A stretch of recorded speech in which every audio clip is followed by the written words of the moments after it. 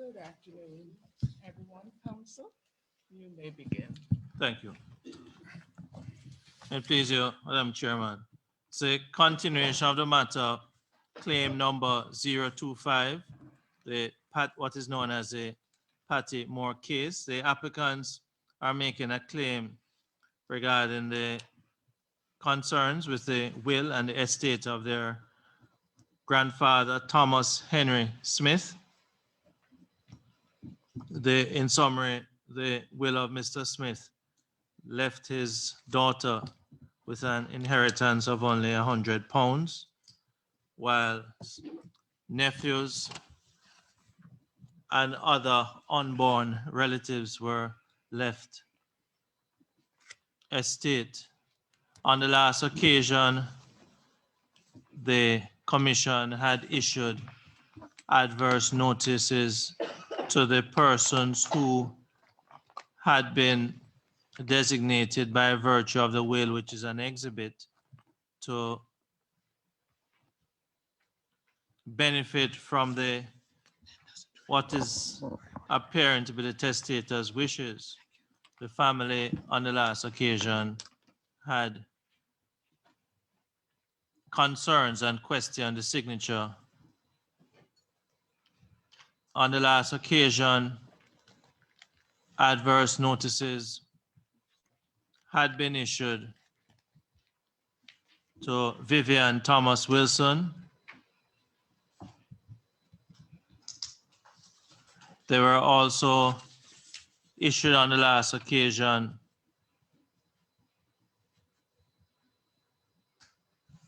to daughters.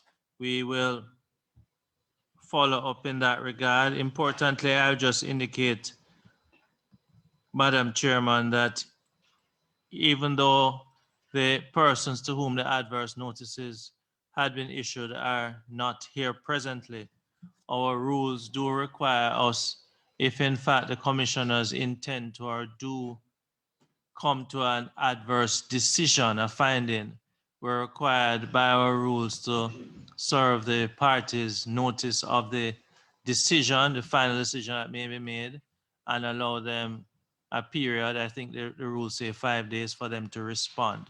So there are safeguards in place even in the absence of the person to whom an adverse notice is issued if they are not here, because our rules require us to set out to them any finding that may be made, and at that time they will be permitted to respond before a final decision is made, and that finding forms part of the report which will be sent to the Honorable Premier and published.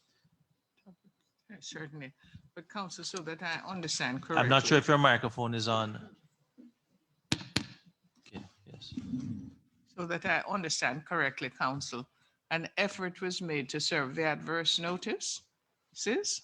As far as I understand, And I cannot speak to the results of it at this time, but I was just out of an abundance of caution indicating that even though the persons to whom the order had been made for them to be issued, even though they may not be in attendance, I'm just indicating that there are safeguards nonetheless in terms of the rules of the Commission of Inquiry to ensure that before an adverse finding is made, that the persons would also then be formally notified and given an opportunity to respond in writing to the finding. In the circumstances, then we may proceed. We may proceed. Very well. I leave it in your hands, Thank you. Council.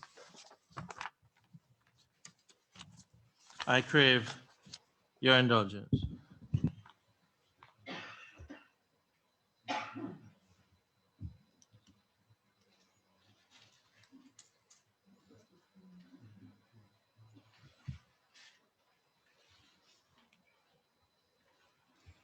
I'm just seeking to ascertain, before we start, the number of exhibits and the number we had arrived at. I just ask you to crave your indulgence.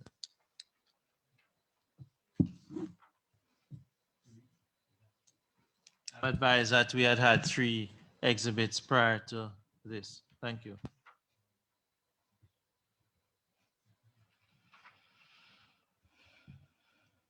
And may I have the last one, please? I'm ascertaining that I crave your indulgence. Thank you.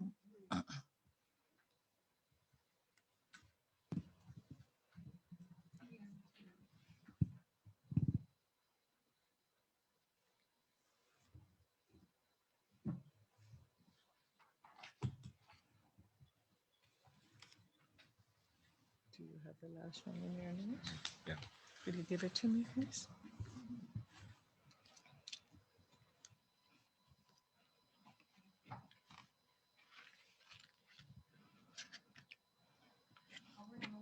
Council, that it was PM3, could that be correct? No, it is, but I am just seeking to ascertain just to get what 1, 2, and 3 were. I'm just trying to Okay. get that list. But I am aware of this. I can't remember what it was because I went to have it. So that's why I asked you to write it down.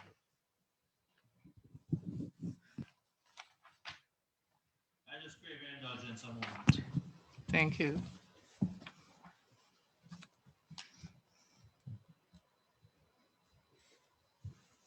So, Madam, Exhibit 1, PM1 was a March 30, 2008 letter to Mr. Vivian Thomas Wilson. It was a March 30, 2008 letter to Mr. Vivian Thomas Wilson.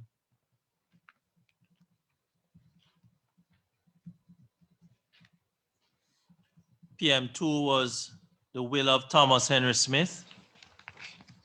PM2 was the will of Thomas Henry Smith. Yes. And exhibit PM3 was the witness statement of Patty Moore, PM3. I just also indicate that Commissioner Binns is on Zoom and she is listening at this time. And also, Mr. Stovall, Commissioner Stovall, he had recused himself from this matter. Very well.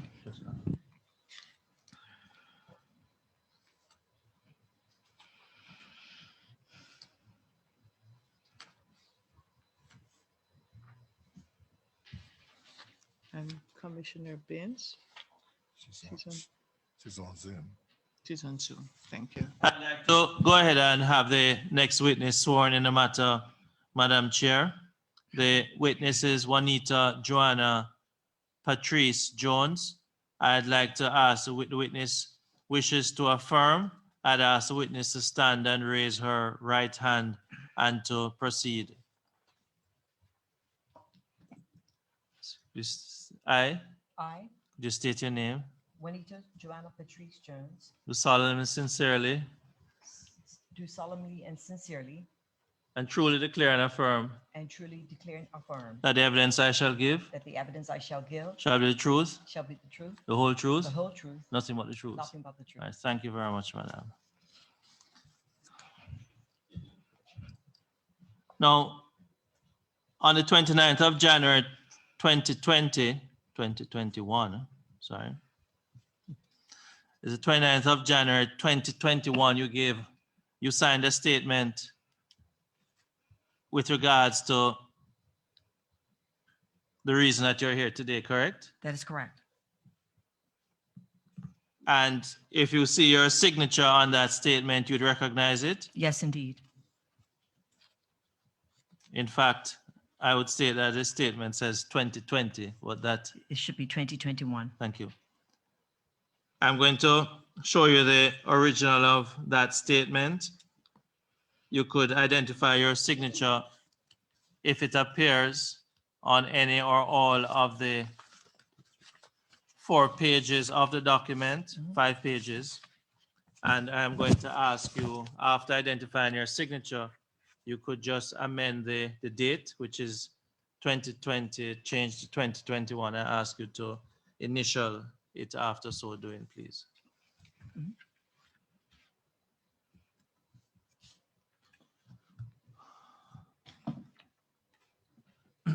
Is that the statement that you gave to the Commissioner of Inquiry and you signed on the 29th day of January 2021, madam? That is correct. It consists of 5 pages. Yes, it does. My application Madam Chair, is that a statement dated the 29th, that was signed on the 29th of January 2021 Mhm. by Juanita Joanna Patrice Jones and witnessed by Mr. Carlton Adams. My application is that that statement be tendered and admitted as Exhibit JJ1.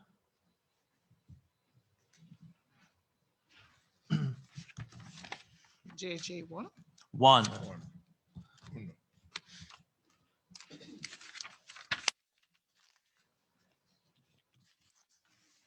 So entered as Exhibit 1, JJ1, Council. This is the statement consisting of 5 pages. And as indicated earlier, Madam Chair, the witness has initialed the date, the year that appears on the original is 2020. She has initialed it to reflect She that has it's actually initialed it Yes. 2021. and Yes. changed it. Mhm. So the witness be permitted to read her statement, Madam Chair. Start. I'd like her to read the statement. Yes. Please go ahead, Please. Madam.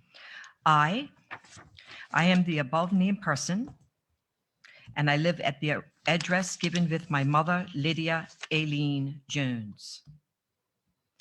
I have, for the past 23 years, been doing research into the background of my family, the Wilsons, Simmonses, and Smiths, most of whom lived in Southampton. We are descendants from a man called Robert Bassett. He lived in Somerset, and he had a relationship with a woman called Joanna Bassett. From that relationship, Joanna had a daughter whom we refer to as Ma Fanny. Can I just add something in her? Her correct name was Frances Bassett. I just Okay, wanted to what say you that. could do, let us just read the statement as Okay. is, and then we'll fill it in when we're Okay. finished. Ma Fanny had one son. His name was William, and he had one daughter, and her name was Benoni. William was lost at sea, and Ma Fanny raised his daughter as his own. She was raised in Sinky Bay and Cross Bay, Southampton. That is where Robert Bassett's descendants lived.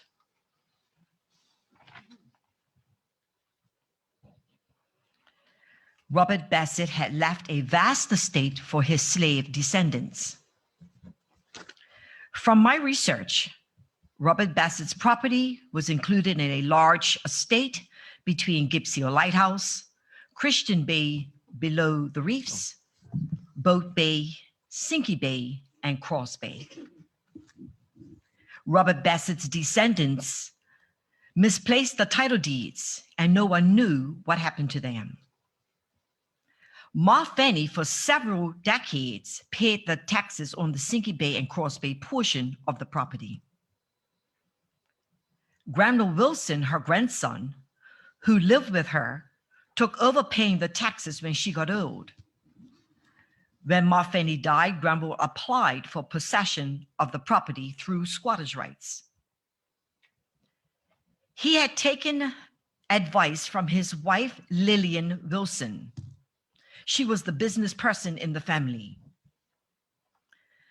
Granville got possession, and he shared with his brother and sister. He shared with his sister, Ellen Wilson, and his brother Thomas Smith, my great grandfather, and my mother's grandfather.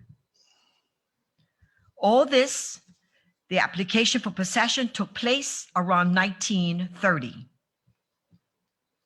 My great grandfather's property was where what is called Cross Bay. The next piece of the property going towards the Reefs Hotel was Allen's piece, and the other piece next to was the piece of property. That piece of property was Granville's. All 3 pieces of the property stretched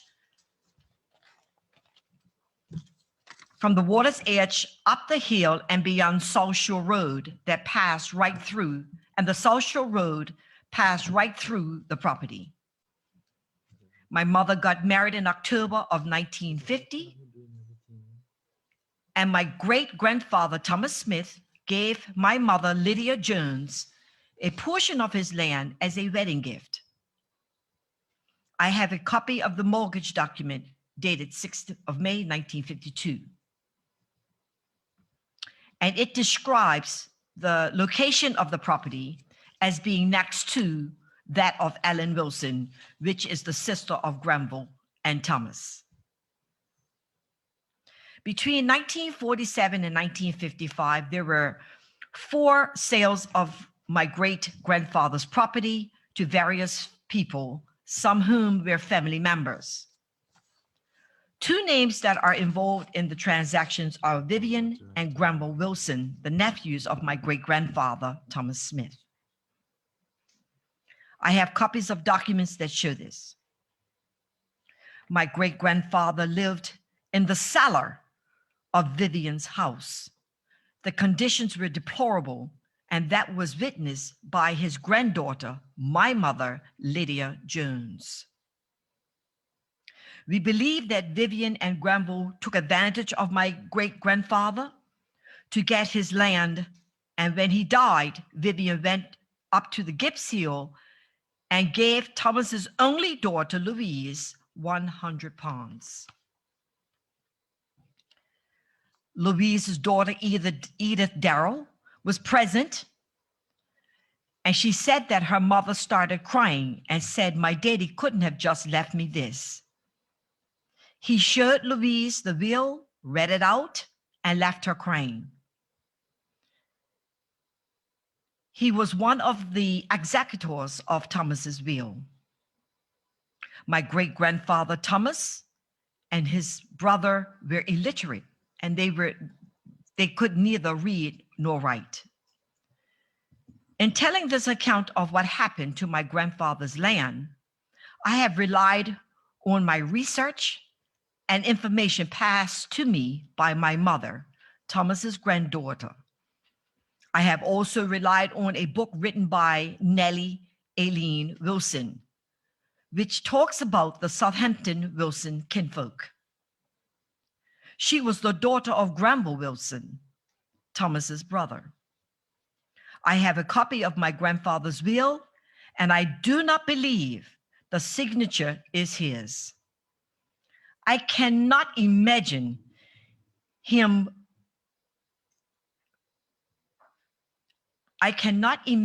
forming those letters as clearly as those in his signature.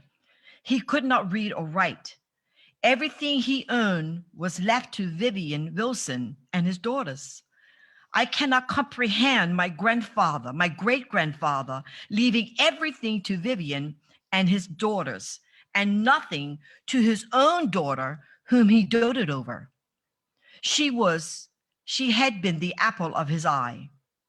And my signature, Juanita Jones.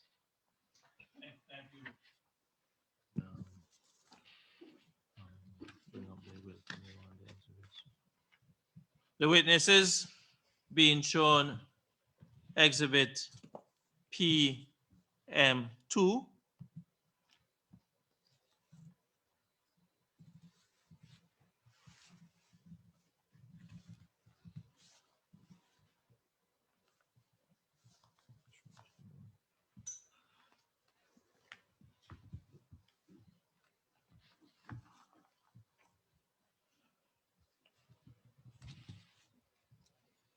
No, madam, that's exhibit PM2, which purports to be the will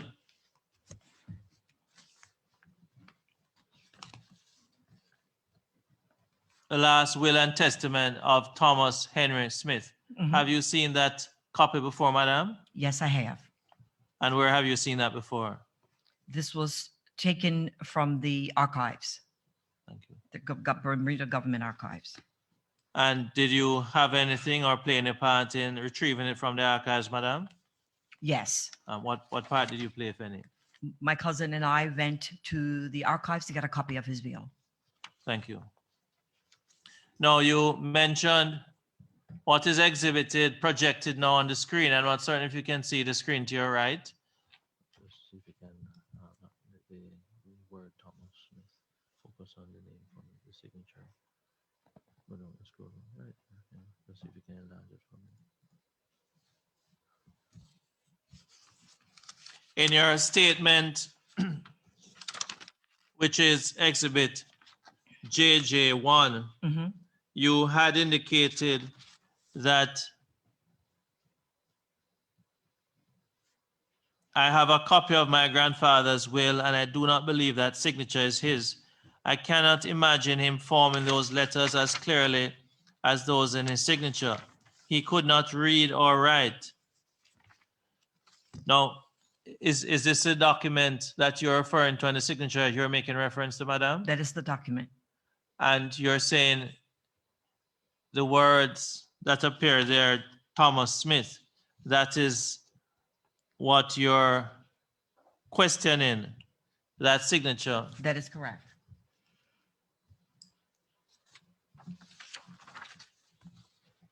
Thank you. And your grandfather was, to say the least, a little older than you. How would you speak to his signature, being his granddaughter? Is there anyone else who caused you to arrive at that opinion, or is it an opinion you arrived at on your own? No, that is not an opinion I arrived on my own. From what I understand, my mother, who's present, she knew him better than anybody, and she says that is not his handwriting. Okay. What is your mother's name? Lydia Aileen Jones. No, I'm just going to show you also exhibit PM1.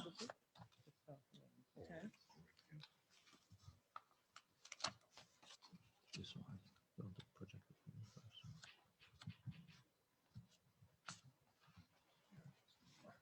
I can retrieve the other one.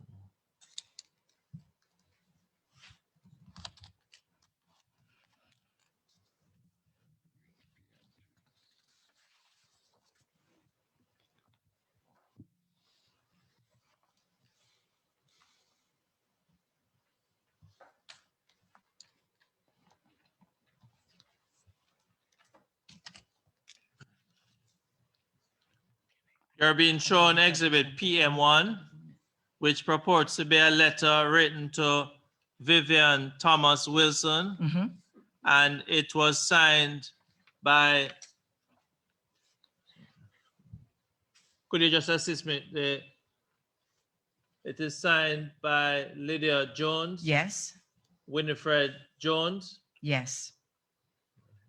Dorothy White, Mhm. and Edith Darrell. Correct. And your mother's name is, Lydia and Jones, she's seated. right behind you. Thank you. The other persons named, can you just identify who they are, please? They are all the children of Louise. Those are my mother's sisters, Dorothy White, Edith Darrell, and Winifred Jones. Just enlarge it. My mother's sisters.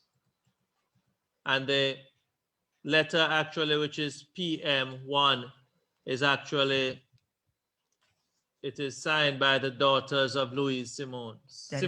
That is correct. Thank you. You have seen that document before, madam? Yes, I have. Where have you seen that document before? The letter? Yes, the letter. The letter was written with us, the family. We did it. The family wrote that letter. Did you play any part in the writing of that letter? Yes, I did. What part did you play, if any? But drafting it. Okay. And in respect of the persons, the daughters of Louise Simmons signing it, were you present for that exercise? Yes. Did you witness all persons signing? I witnessed my mom. I think it was my aunt Edie and Winifred. I think Petty had gotten on Dorothy's signature. Okay. Thank you. PM1, PM3. We have no P. This was the last one. I don't need to show that. Can I just add one thing about the will? Thomas Please go Smith's ahead. will? Let me just, before you say it, let me just return to it and project it on the screen so the commissioners can see it before you speak. you're making reference to Exhibit PM2. Mhm.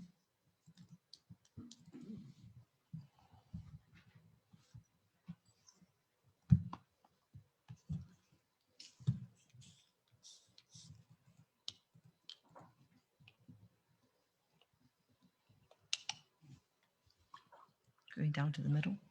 It's now projected on the screen. You may go ahead, madam. What would you wish to say? Okay, I just want to point out here where it says in the will that, You're on page 1. yes, Okay. Mhm. Yes. But And could you just direct us to the paragraph, because Good. we're not seeing where you're pointing further down. that area right there. So it is where it says third under the heading. Under my parcel of land, right there. Okay, I think beside it is a word Yeah, third. Yes. yes. I just want to point out, in speaking with my mother, Rich says that it was, Sorry, let me just read. Well, I'm going to ask you, read the part first okay. and then make a comment after, please. My parcel of land at Cross Bay in Southampton Parish, aforesaid, Not too fast. together with all other real estate to which I may be entitled at the time of my death, I devise unto the said Vivian Thomas Wilson and his heirs to the use of the said Vivian Thomas Wilson during his life and subject thereto to the use in equal shares of such two of the daughters of the said Vivian Thomas Wilson, who shall first attain the age of 21 years, or if only one such daughter shall attain the age of 21 years, then to the use of the daughter her heirs and assigns forever. I just want to say at that point, in talking with my mom, the granddaughter of Thomas Wilson. For the record, remind us of your mother's name. My mother's name is Lydia Aileen Jones. Yes, she is the granddaughter of Thomas Henry Smith. Yes, and in speaking to her, you're saying? In speaking to my mom, she says, after we went over the will of her grandfather, she said there is no way that her grandfather would have willed everything to his nephew Vivian and his daughters. There's no way. Not the way he felt about his own daughter, Louise. Okay. Her mother. Her mother. Okay. Thank you.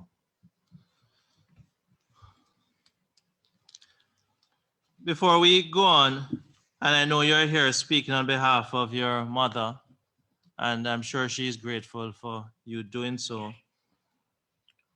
What is the sentiment, what is the feeling of your mother in relation to this claim that is being made and this accusation that is being made, which has been placed squarely at the feet of Vivian Thomas Wilson and his daughters, the names I'm going to share with you shortly, in terms of what was done to your grandfather? What is the sentiment, and what exactly is the feeling of your mother?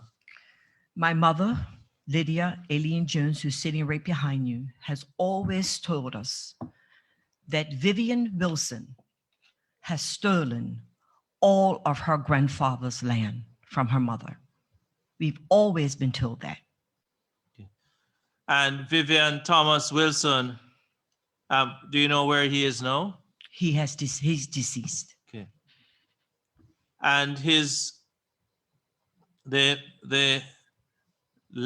land that reference is being made to my parcel of land at Cross Bay in Southampton Parish. Do you know who lives there now? I don't know who lives there. I'm just assuming that the hotel owns the property. I don't know who lives there now. And that hotel is? The former Sonesta Beach Hotel. Okay. Thank you. Craven.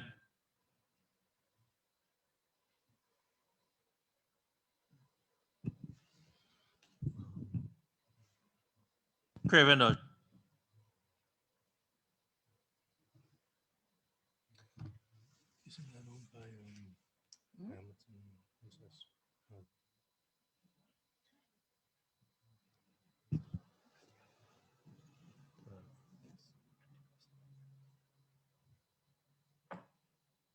That wasn't another name.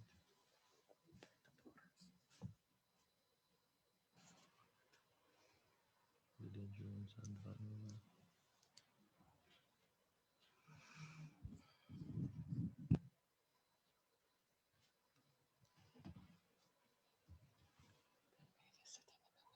Madam Chair, we are just doing just reviewing the notes, but the other name to whom an adverse notice had been issued is Wendy Wilson Butterfield. Mhm.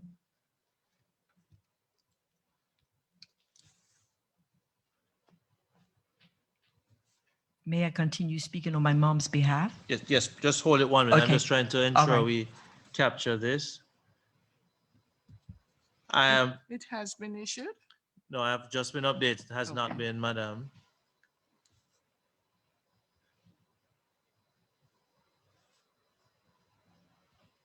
But she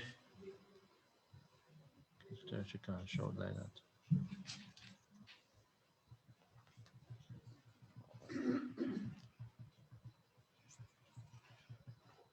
Wendy Wilson Butterfield. I crave indulgence. No, we did that one already, but there's another female. Before that, right?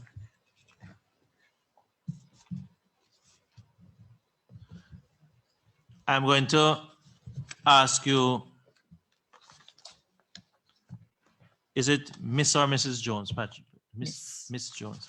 If you wish, I've asked you a question. If there's anything that you think may be necessary to say, and you see your mother signaling you or you need any information from her, I'm sure the commissioners will permit you to go to her if there's anything that additional she would wish you to say. So feel free, you could just indicate at any time Okay. if necessary. All right. But you may continue. I had asked you about the feeling with regards to your mother. Yes. You're here representing her Yes. today. Please continue. My mother, who's sitting here today, can remember going to the cellar, the very damp cellar of Vivian's house, to feed her grandfather, Thomas Henry Smith, soup for dinner, which she'd done several times a week to feed her grandfather soup. And Vivi Wilson, the only thing that he had to sleep on was a damp, wet mattress. It was an old mattress that he had to sleep on in the bottom of his cellar. And that's where my mother had to go to take food to her grandfather, to the cellar of this man's house.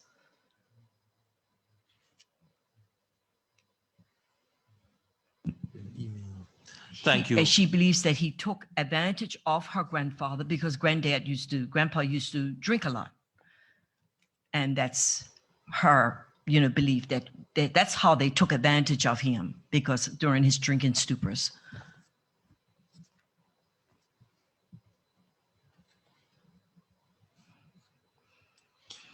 Now, also before we go any further, I know some evidence was given on the last occasion by Miss Patty Moore, who is your cousin, correct? Yes. And the evidence was given when a question had been posed to her with respect to exhibit PM 1, which is a letter, the letter signed by the daughters of Louise Simmons. Mm-hmm. Now, can you recall whether, well, speaking on behalf of yourself, because you did mention that you drafted the letter, you witnessed at least 2 of the signatures. Mm-hmm. Can you speak to what was the reaction, if any, from Vivian Thomas Wilson or any of his daughters when that letter had been delivered? Okay. During the delivery of the letter, I wasn't present with Petty. Okay. Petty was present. Petty, I believe it was Petty and my Aunt Edie, the younger sister of my mom's siblings, Edith Darrell and Petty delivered the letter. So I wasn't present. Okay. Do you know the name of the other daughter of Vivian Thomas Wilson? The other daughter, no. I only know Wendy. I don't know the other daughters. Thank you.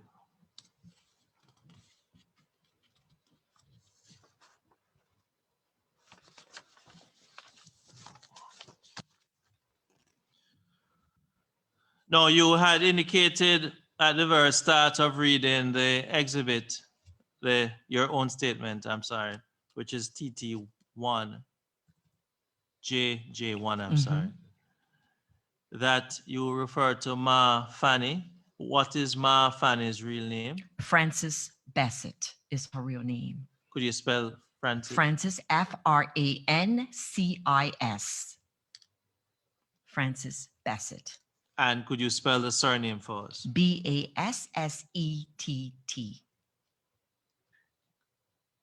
Bassett. That is correct. Thank you.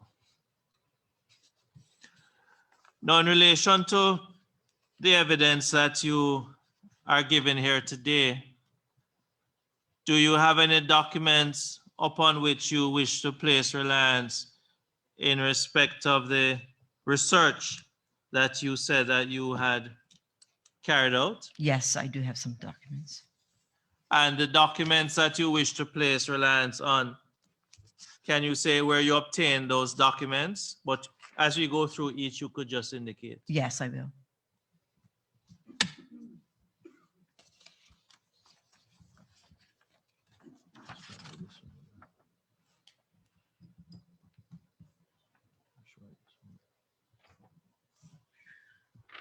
I'm going to show you a document and just ask you to identify it for us as to what it is, and then I'll follow from there. Now, what is that document that is being shown to you? This is the birth registry of Robert Bassett, the slave owner. And just a moment, I just wish to enlarge it on the screen that it is being projected so the commissioners can follow whilst I ask questions about it.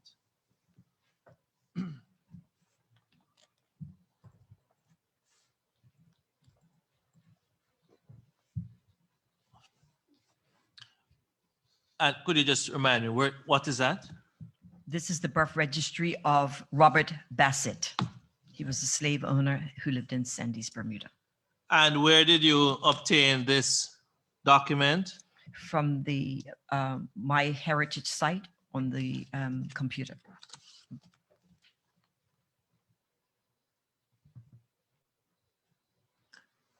In your statement, which is Exhibit JJ1, you had indicated Robert Bassett had left a vast estate for his slave descendants.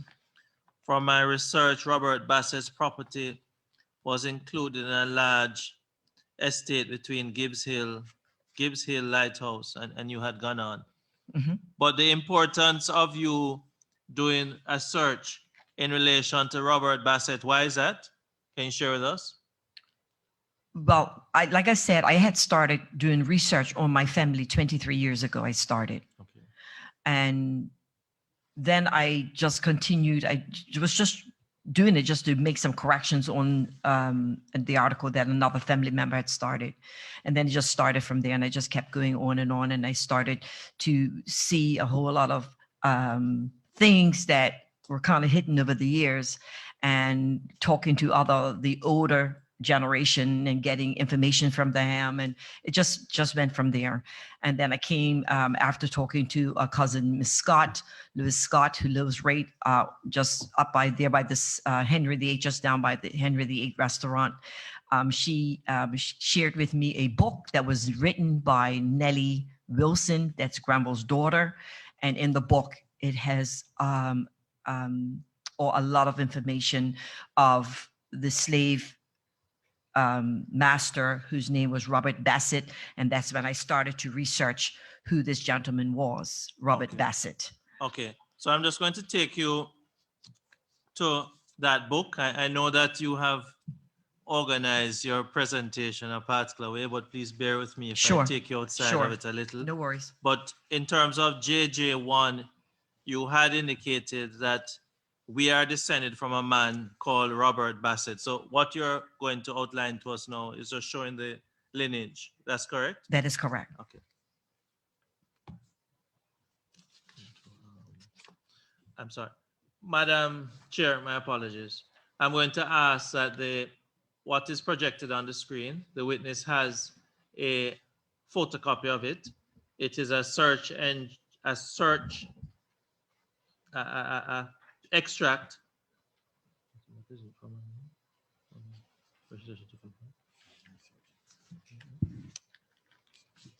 She had done a family search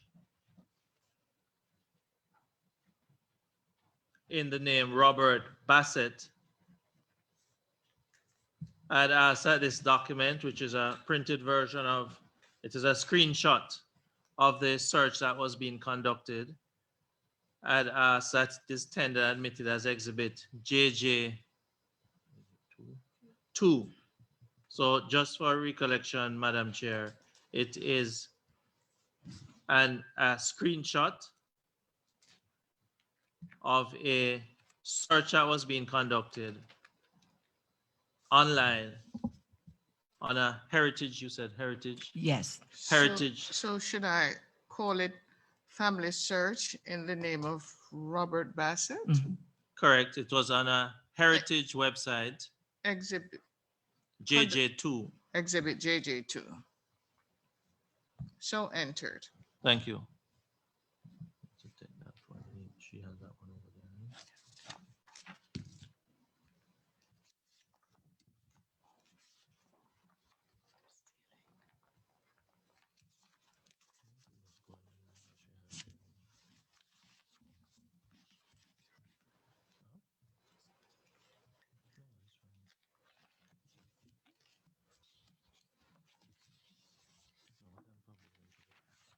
Take her to, take her to, let's just go in there. Let's just go to the second one. Now, I'm going to show you another extract. It's another screenshot. It is in relation to a search, a family search, which you had conducted. I'm just going to ask you to have a look at the document, identify it for us, and explain to us exactly what it is, madam. Now, what do you have there, madam? I wanted to find out some more information on Mr. Robert Bassett. Yes, I went to the family search. which is the name of a website, Yes. search engine. Yes. And it says here You that, typed in the name Robert Bassett, yes, and go ahead, continue. says here, because I wanted to cross-reference with the information that I was getting. I wanted to check many sites to make sure that it was all consistent. Okay. Before you go any further to tell us what is contained, Madam Chair, in respect of the document, the witness indicates that she went online and went to a website search engine. The name of it is Family Search. And she typed in Robert Bassett, which appears on the document. My application is that this screenshot, which is a screenshot taken and a copy printed of what the screenshot was, that it is tendered and admitted as exhibit JJ3.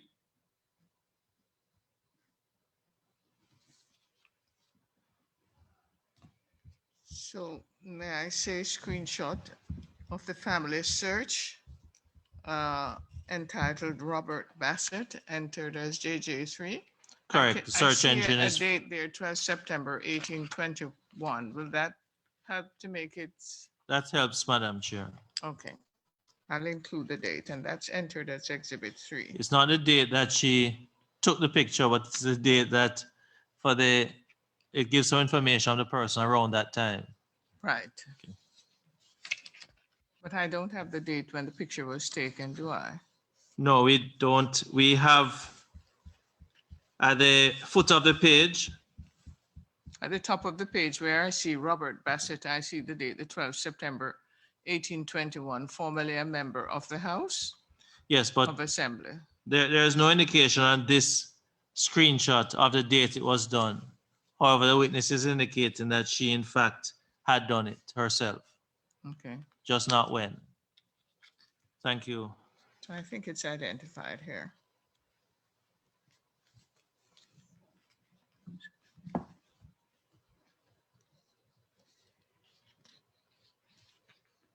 Thank you. Okay.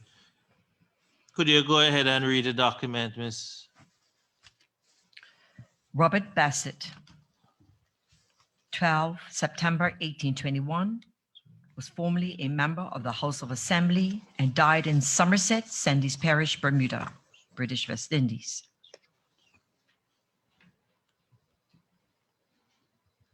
Thank you.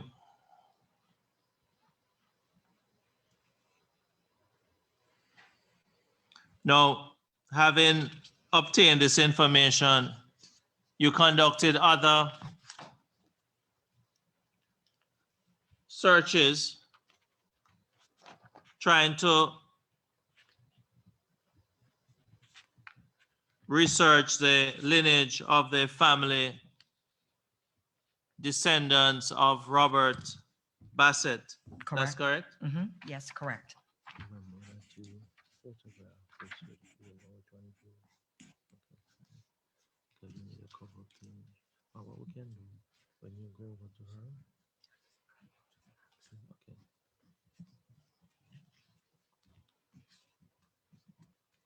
Another document is being shown to you that you supplied to us, madam. It is an extract. What do you have there, madam?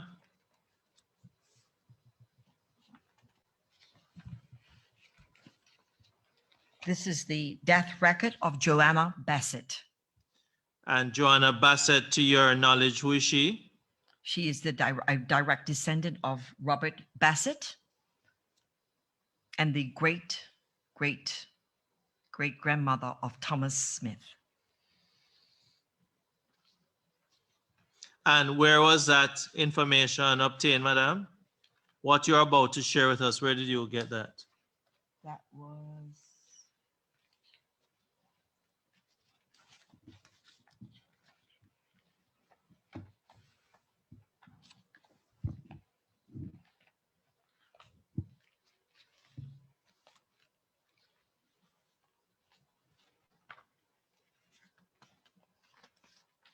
Take your time. I don't see any distinguishing feature that differentiates. This information on Joanna Bassett was taken out of the Bermuda Index. Sorry, just a minute. I know, but I don't. Oh, okay.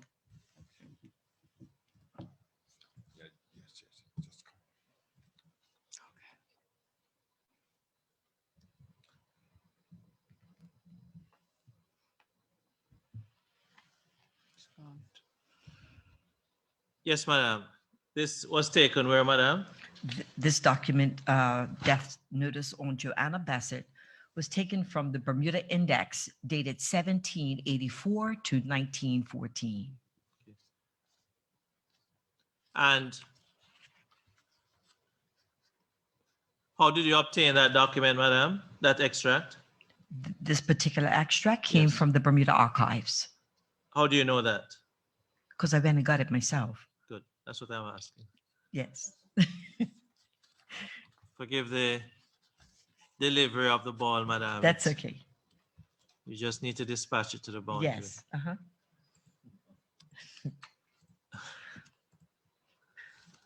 And as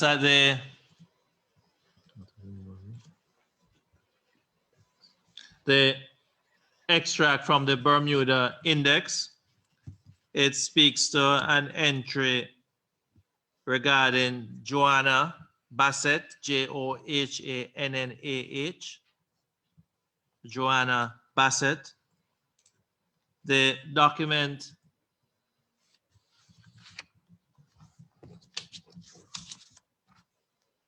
Ms. Jones, it consists of how many pages?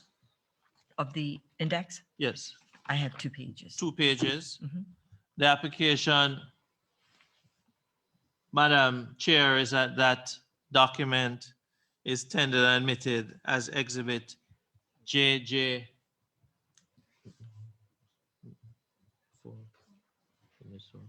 JJ4. Four. Help me, please, counsel. I want to ensure that I have it correct. I have here an extract from the Bermuda Index, 2 pages, and it's has Joanna, Johanna Bassett. It's be an entered. entry relating to Joanna Bassett, but the actual index has a year on it. The year, 1984 to 1914? could you just assist me? Ms. 1784 to 1914. Okay. 1784 To 1914. to 1914. 1784. Fine. So I'll enter it as Exhibit JJ4. And the witness has indicated that she retrieved the document from the archives, the Bermuda archives herself. Yes, I'll make a note. Obtained from the Bermuda archives.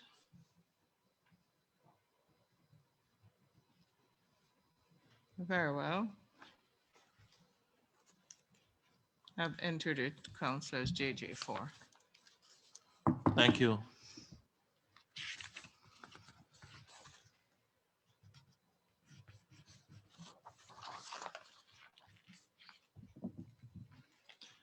Did you ascertain, Jones, the relation between Joanna Bassett and Robert Bassett?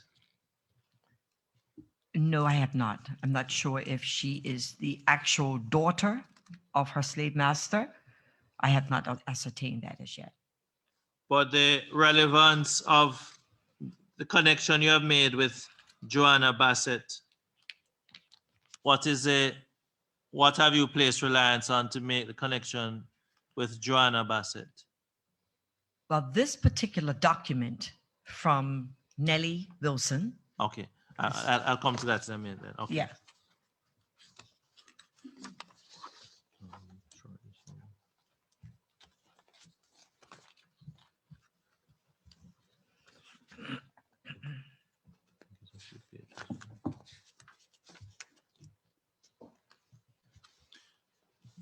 You mentioned a document by Nellie Eileen Wilson. Yes. Who is Nellie Eileen Wilson? Nellie Eileen Wilson is the daughter of Granville Wilson. And Granville Wilson Is the brother of Thomas Henry Smith, my great-grandfather. So just to further understand, Nellie Eileen Wilson, she's alive? No. Okay. Nellie Eileen Wilson, she wrote a book. Yes.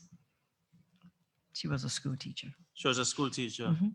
And she wrote a book, the extract of which reference is being made to is a chapter named Southampton Wilson Kinfolk. Southampton Wilson Kinfolk. That's the name of the book. That's the name of the book. Yeah. Southampton Wilson Kinfolk. Mhm.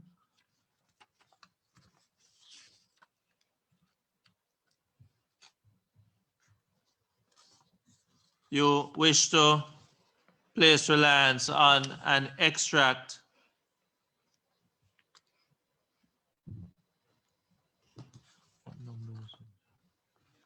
from chapter 11 of that book. Correct.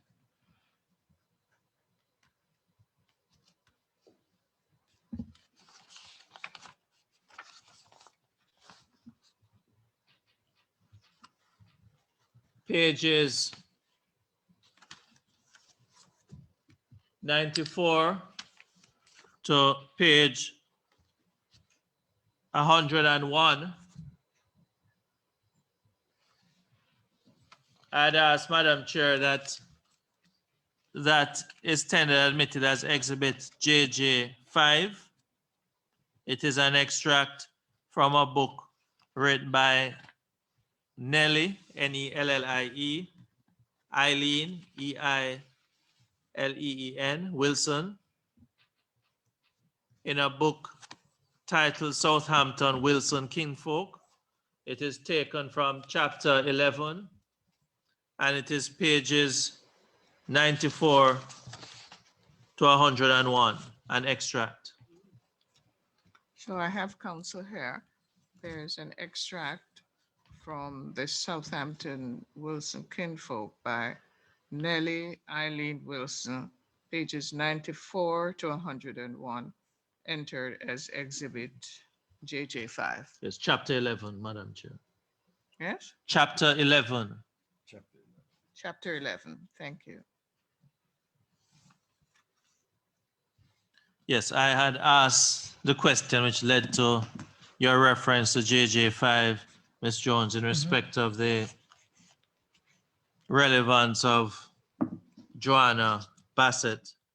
Could you please read for us Yes. from JJ5? Frances Bassett, who married Rowling, was born in 1820 to Joanna Bassett. Just a moment, madam.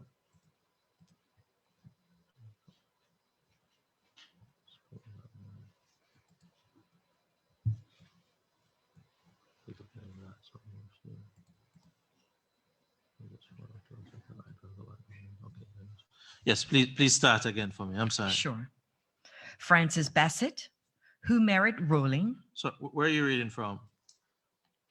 Could I ask you to start? Oh, you want me to start from the very beginning? Yes. Oh, sure. I'm going to ask sorry. you to read the I'm entire- sorry. I'm sorry. Okay, no worries. The Southampton Wilson Kinfolk, written by Nellie Eileen Wilson, the daughter of Granville and Lillian Wilson. In 1983, the Wilson Kinfolk, the author's patrilineal, I don't know how you say that, but anyway, help me out. Patrilineal. Patrilineal, whatever, family, were the largest single family of the Adventists in Bermuda, with more than 300 SDAs, which is Seventh-day Adventists. Adventism began to surround them in a very interesting way. My great-great-grandmother, known to all as Ma Fanny, was an elderly ex-slave. Ma Fanny, and in brackets her name is Frances Bassett, and her only child, William Thomas Bassett, lived at Sinky Bay, Southampton East. British emancipation occurred in 1834. American emancipation in 1865. Following emancipation in America, many Black Bermudians immigrated to the United States, some never to be heard from again. Among these, some kinfolk say was William. Others merely say that he went to sea. He left behind a female child, Benoni, whom Ma Fanny adopted. This child became more of a daughter to William's mother than a granddaughter. Benoni had two sons, Thomas and Granville, and a daughter, Ellen. She later married Archibald Jones, to whom she bore three other daughters, Kathleen, Anita, and Alexandria. Thomas, the oldest of Benoni's sons, left home so that he could live his life without parental intervention. Down in the city, while enjoying the good life, he heard about a strange group of people who were holding some meetings. They called themselves Seventh-day Adventists and went to church on Sunday, which is Saturday, but you know how Bermudians talk. Went to church on Sunday instead of Sunday. Could I ask you just to pronounce that word for me, please? Saturday. Sedidi. Sedi. Thank you, please. That's how they said it. Sedi. And my mom still says it like that. Sedi and Sunday. This was the news that Thomas carried home to his mother. Out of curiosity, she decided to go and see for herself what her son was talking about. At that time, Benoni lived at Cobbs Hill, within easy walking distance of the city of Hamilton. She went to the meeting and later carried the news to Ma Fanny at Sinky Bay. All of this must have occurred around 1901, for my father Granville was often heard to remark that his family learned of the Adventist message when he was a boy of 14. He was born in 1887. Francis Bassett, who married a Rowling, was born in 1820 to Joanna Bassett, a descendant of a slave master, Robert Bassett, in brackets, Bob Bassett, and she was a relative of Jack Wilson.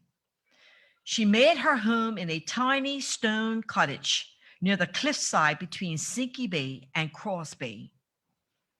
This portion of Bassett property was included in a large estate that lay on the southern border of the Gibbs Hill Lighthouse property and included Bob Lake near St. Anne's Anglican Church, Christian Bay below the reefs, and Boat Bay, Sinky Bay, and Cross Bay.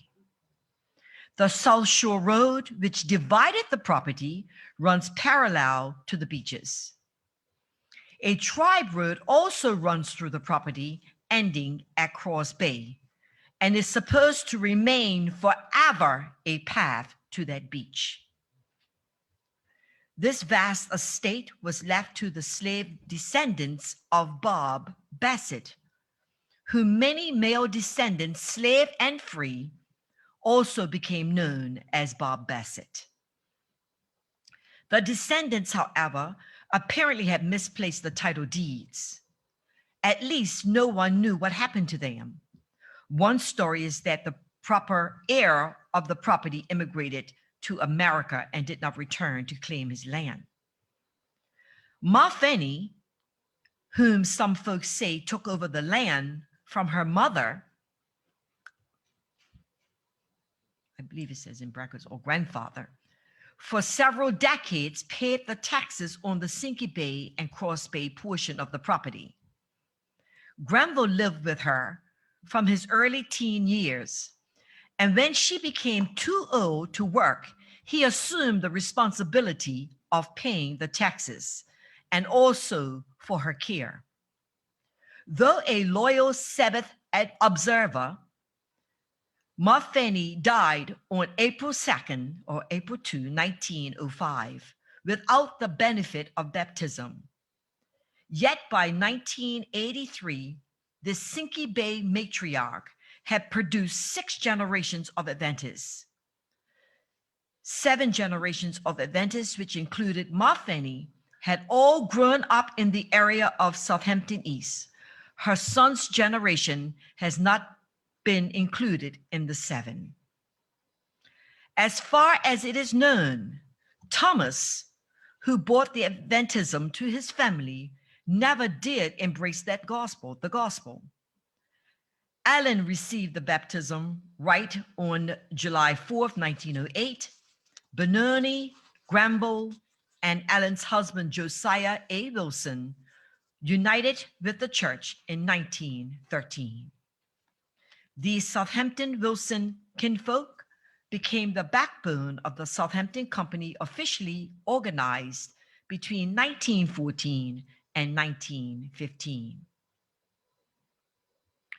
The tall, heavy-set, ruddy, complexioned woman was a Sabbath observer before she united with the church. We suspect, however— Sorry, can I just ask you just to read so we'd follow reading, just the name that appears before you started reading the tall, heavy set. Benoni Todd Rolling Jones. Thank you. You may continue. The tall, heavy-set, ruddy, complexioned woman was a Sabbath observer before she united with the church. We suspect, however, that it was she who invited evangelist J.A. Morrow to hold tent meetings at the Port Royal around 1905-1906. When Benoni Jones did join the church in 1913, the Hamilton church clerk recorded that she had been observing the Sabbath for many years. She had also been a faithful tithe payer, although her tithe was at times not more than 6 pennies for the month.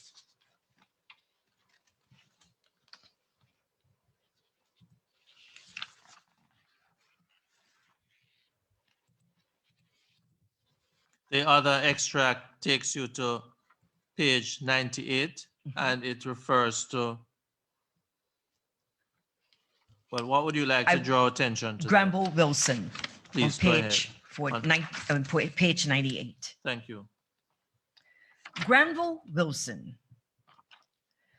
Many Wilsons contributed to the development of the Seventh-day Adventist Church of Bermuda, and Granville Wilson made an outstanding contribution. Better known during his early years as Tremere, Granville Trimmingham Wilson was born in 1887. Though an intelligent youth, Granville had not learned to read very well in elementary school.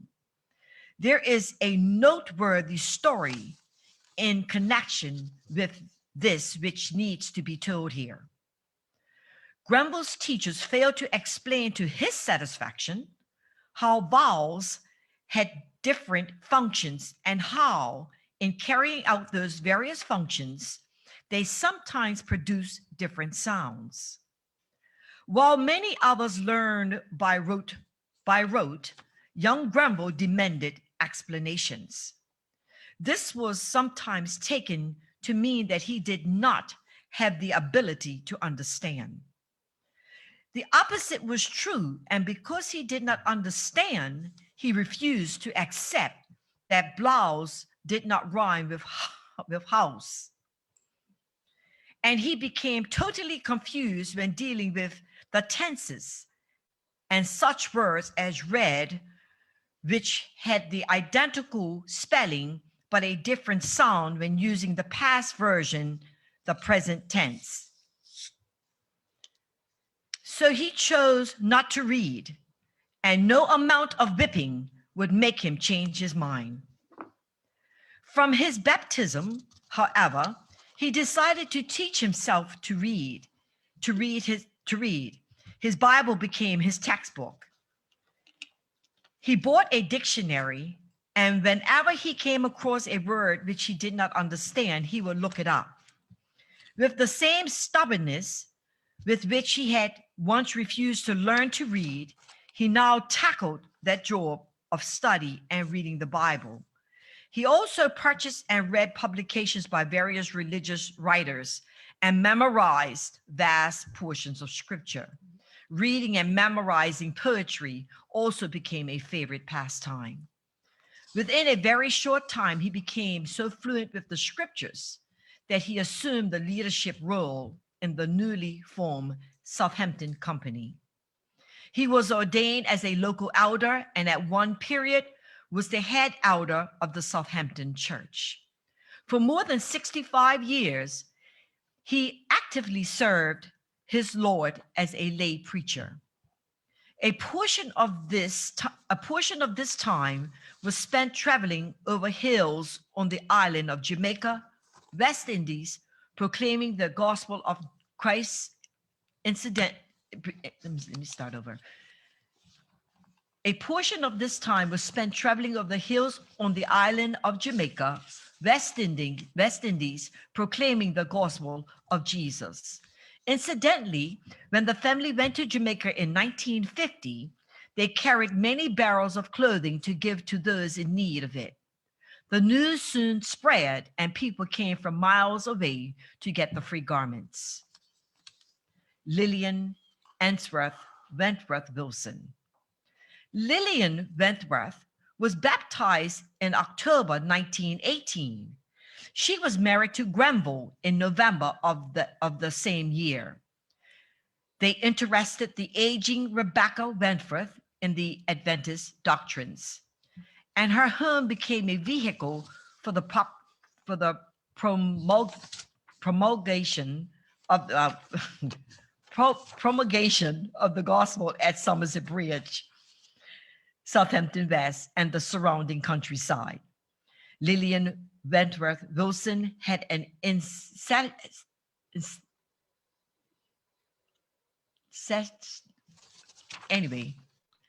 desire for Christian education, and her primary occupation became the salvation and the education of her children. In 1926, Mr. and Mrs. Wilson had 4 children. 6 others came later.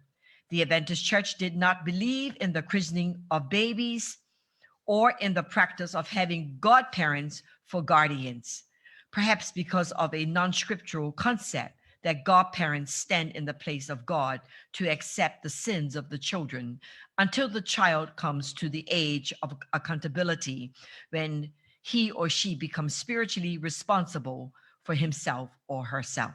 We can pause there. Is there any other part of the document on the final page of the extract on page 101?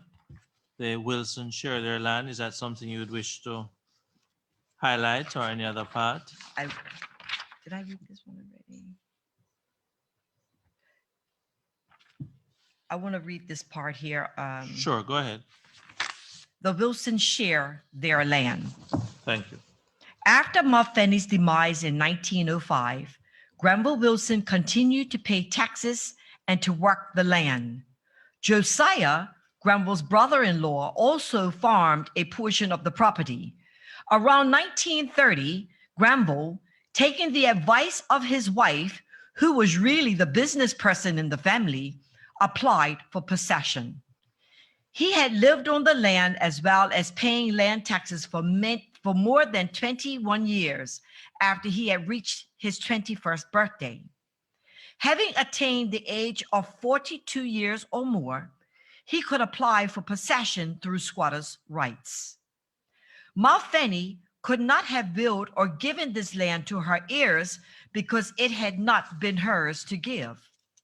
She had never actually had possession of it, though she had paid the taxes.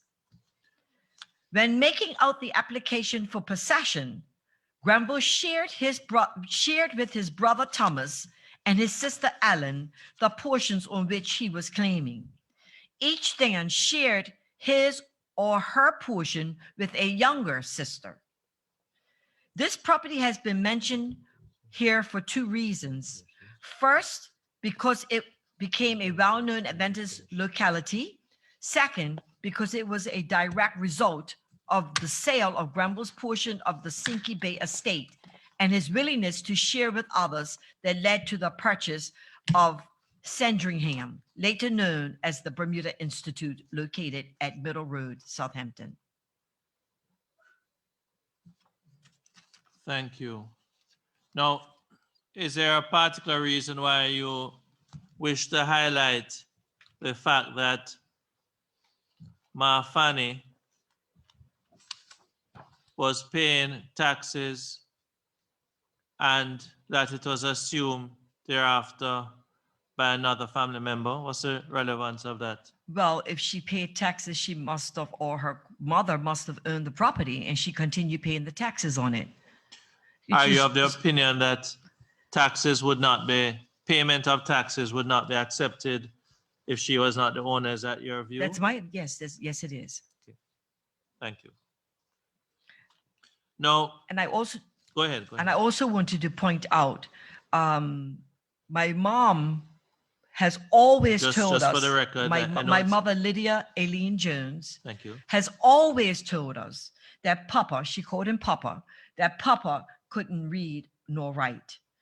And it is also said by Granville's own daughter, Nellie Wilson, that her own father had an issue with reading and writing, or reading.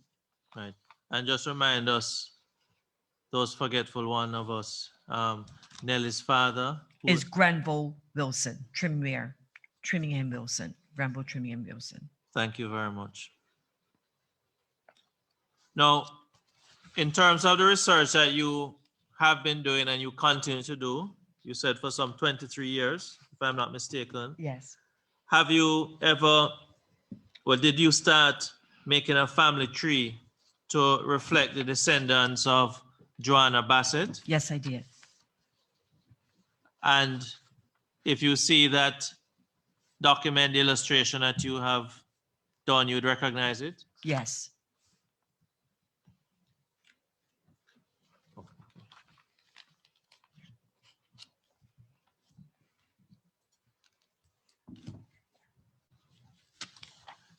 Based on the research that you have done and the notes that you have made, is that the document which you wish to place reliance on Yes. to reflect descendants of Joanna Bassett? That is correct. This is correct. I'd wish Madam Chair to ask that the document which is projected on the screen and which the witness has a copy of in her hand, it is titled Descendants of Joanna Bassett. What's that? Before I make my application, The one on the Miss screen Jones. talks to generation 2. pardon me? Is Pa- that it? Generation, the one on the screen speaks to generation 2. No, it speaks to generation 1 through to 6. The screen will be adjusted. You're just seeing a part of it. But it's being adjusted. It was being magnified to okay. allow you. Okay, it was too high. Before I make my application, Go ahead, please. Ms. Jones, I recognize that the document that you have shared with us, which I'm about to make an application to have tendered as an exhibit, you have spelled the name Joanna. However, the extract that you had shown us earlier, which was taken from the archives, and it is the entry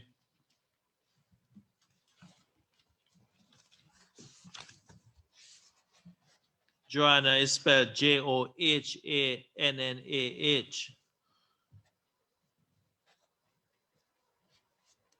So the question is, which spelling are you relying on, or are you relying on both? Well, the spelling with the Joanna Yes. actually comes from Nellie Wilson's Southampton. That's how she spelled it, and I just wrote it like that. Okay. It comes out of this book. Okay. Thank you. The document, one page, Madam Chair, Yeah. titled Descendants of Joanna Bassett. I'd ask that it is tendered and admitted as exhibit JJ6.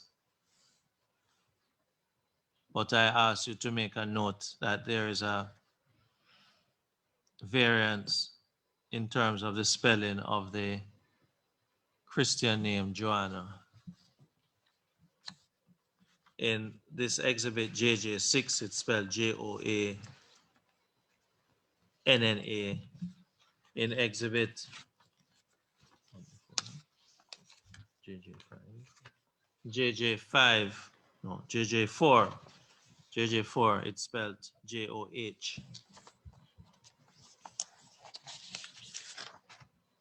JOHANNAH. Could you spell the second one for me? The first, The one that's being presented now Shows. is JOANNA, yes. and the one that appears on exhibit JJ4, it is spelled JOHANNAH.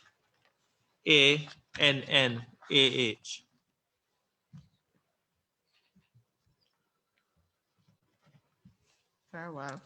The document which speaks to descendants of Joanna Bassett, generation 1 to whatever, to 6. Generation 1 to 6, which shows Joanna in, is that the JJ4? The spelling in JOANNA. JJ4. JJ4. JJ4. JJ4. Shows the spelling JOHANNAH. Okay, and that's JJ4. That's JJ4. JJ4 is entered as exhibit. It's exhibit 6 Yes. JJ6. That is so, Madam Chair. as JJ6. Could you just take us through this document, Madam, the JJ6 with the descendants of Joanna Bassett? Sure. Joanna Bassett actually was a direct descendant of Robert Bassett. She had one daughter. Her daughter's name is Joanna Bassett. I'm sorry. Joanna Bassett is the direct descendant of Robert Bassett, and she had a daughter named Frances Bassett. Frances had a son named William. William had a daughter named Benoni. Benoni's first son was Thomas Henry Smith, my great-grandfather. Thomas Smith had one daughter, Louise Simmons. And Louise's oldest daughter is my mother, Lydia Aileen Jones.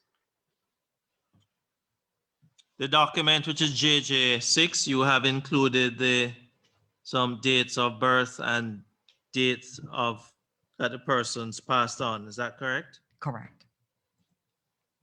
Same document at the top of the document, you have in bracket beside Frances Bassett Rowling Ma Fanny. Mm-hmm. And Yes. it means that you're indicating that's Ma Fanny that you mentioned earlier. Yes. Thank you.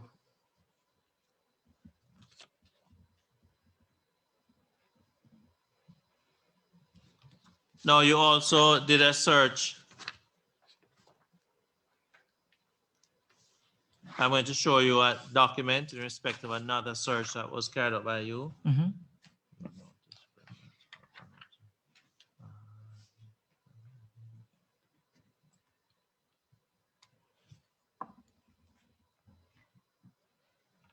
And let me be careful so I don't massacre anyone else's name. It's Anen Tafel report. AHNENTAFEL report.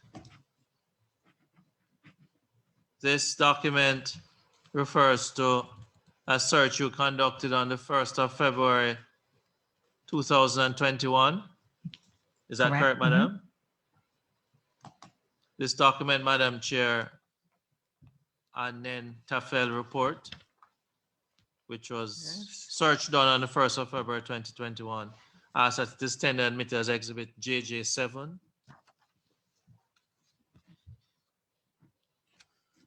Thank you.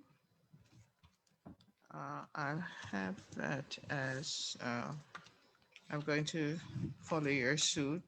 Hanen Tafel report. Huh? That's close enough. AHNENTAFEL Yes. report. And it has a date, upper right corner, 0102 21. Yes, Thank you, Madam. entered as JJ7. Could you read that document for us, Madam? One generation. It's Frances Bassett Rowling. Frances Bassett Rowling was born 1820 in Bermuda. She was the first child of Joanna Bassett, in bracket 1786. Her biological father is unknown. When she was 61 years old, her mother, Joanna Bassett, died on the 23rd of October, 1881. She died in Bermuda. Generation 2, Joanna Bassett was born in 1786. On the 23rd of October, 1881, she died in Bermuda when she was 95 years old. Thank you.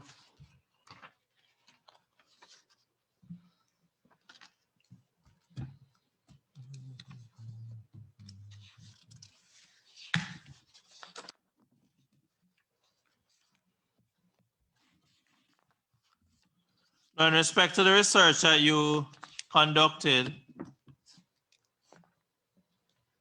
you wish to place reliance on a heads of voluntary conveyance taken from the voluntary conveyance number 5 book.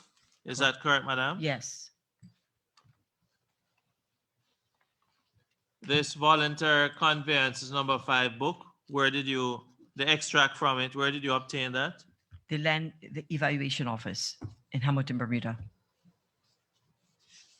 And what exactly were you searching for when you went there, when you got this document? I wanted to get the conveyance from my great-grandfather, Thomas Henry Smith, conveyed the property that he gave my mom and dad a piece of his property for the wedding gift.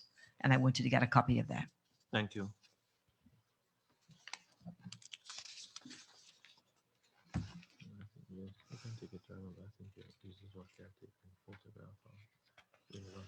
Not these, but the other one. I give her all those, but I'm just saying, but I think well, yeah, okay. But you can find out from that too. Better to carry all of them.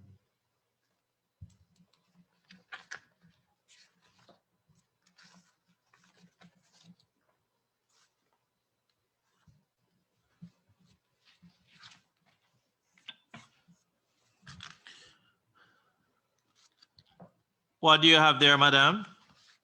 A copy of the voluntary conveyance. This is the volume number 5 that I found, where I found the conveyance of the property from Thomas Smith to Lydia Aileen Jones. And how many pages does that document consist of, the one that 3. you wish to place reliance on? 3.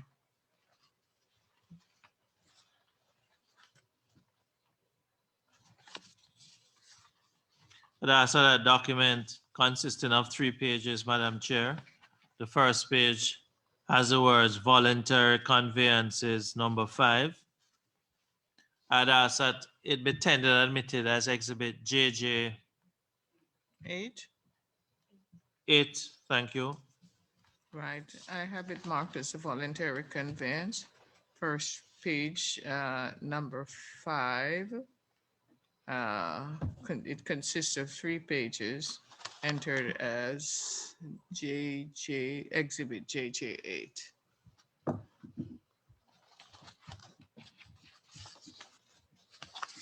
Could I just ask you to read the document first, please? Voluntary conveyance, volume number 5. Head of voluntary conveyance, dated the 22nd of September, 1951. Grantor Thomas Smith. Grantee Lydia Aileen Jones. Voluntary conveyance.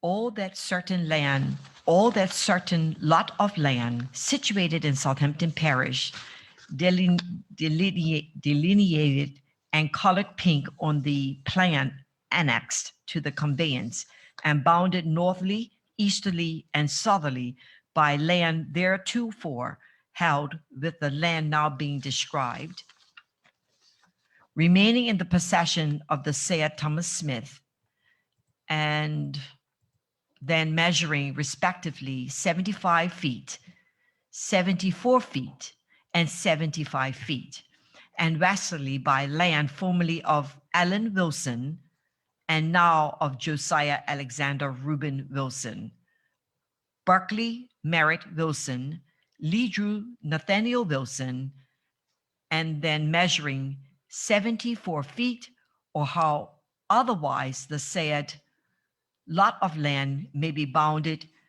may measure, or ought to be described.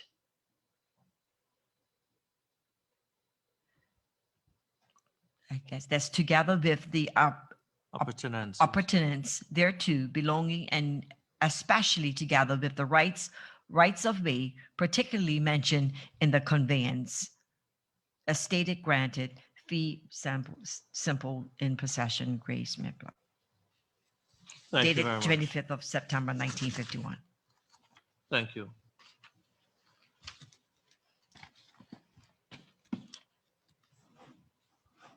No, there's another document based on your research that you wish to place reliance on. This is titled Heads of Mortgage, date the 25th April 1950. That's correct, madam? Yes. And this document consists of how many pages?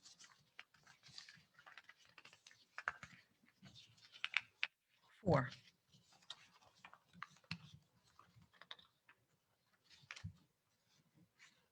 Madam Chair, a document consisting of 4 pages. It is titled Heads of Mortgage, date 25th April 1950. The application is that it is tendered and admitted as Exhibit JJ 9.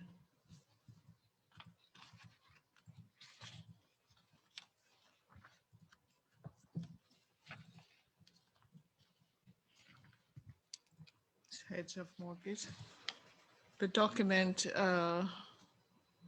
designated as heads of mortgage, consisting of 4 pages, dated the 25th of April 1950, is entered as Exhibit JJ9. Thank you. Now, could you share with us the purpose of you directing us to this document, madam? I wanted to show how the land was taken from my great-grandfather, Thomas Smith. My grandfather, as I said before, could not read or write. And every time I look through the documents and I see how the land was just being ciphered from him, and Vivi Wilson, the cousins, the nephews, everybody is involved in the land, and every year a piece of it is going away every year, And when you say going away, or taken away or stolen. That's how I look at it anyway, that it was stolen. and you speak on behalf of all members of your family that you're representing. Yes, I do. All of the sisters of all of the daughters of Louise, including my mother, have said that the property was stolen. You are not of the view that Thomas Smith would have sold the land?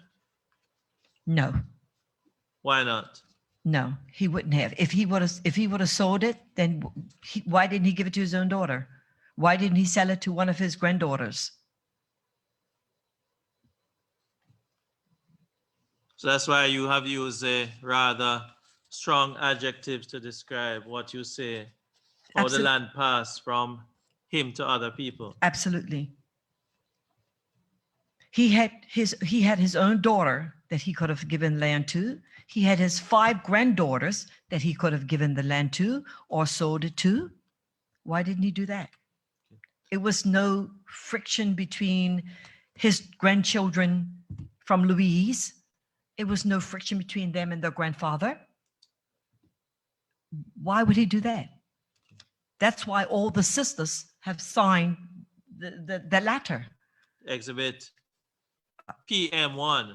That is correct. The letter that went to Vivi Wilson, that was dated March 30, I think 2008.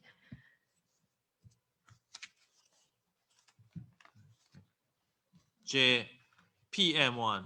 Thank you. Before you read the document, I must ask you this question. You have used a number of adjectives. One of them was steal. You used 2 other words. Taken away, I think you may have said. Can you prove it? Without a shadow of a doubt, no, I could not. But it's obvious to me that my grandfather did not sell that. It's obvious to be, if he was the one who was orchestrating this, or if he's the one who was selling his property, why isn't he, where's his signature? Where's his signature on all of these documents? Why is it's always Berkeley Wilson or Vivi Wilson or Granville Wilson or what happened to Thomas Wilson, Thomas Smith? It's his property.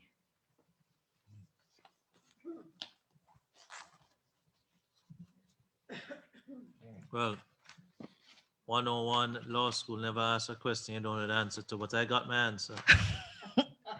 I mean, to me, that's just common sense. I mean, what happened to Thomas? Why isn't he the one doing this? Why is all the Wilsons doing it? Did they actually take advantage of my grandfather because he was drinking? That would have been a prime opportunity, right? At least that's the way I see it, and the rest of the family. So this A prime document, opportunity. yes, this document that you refer to, which is JJ9, heads of mortgage. Where did you obtain this document, madam? From the land evaluation, the mortgages, volume number 44. I'm sorry, just going to ask you to slowly repeat that for me. From the land evaluation office in Hamilton, Bermuda. Just a minute, See if we can find- Could you just turn the document for me? Turn it. See if we can find it. I crave your indulgence. That is one of the ones we probably did. Oh, I can find it.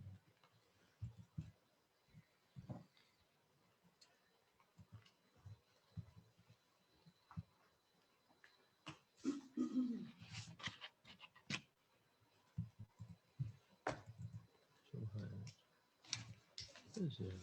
Maybe I can do it. 44.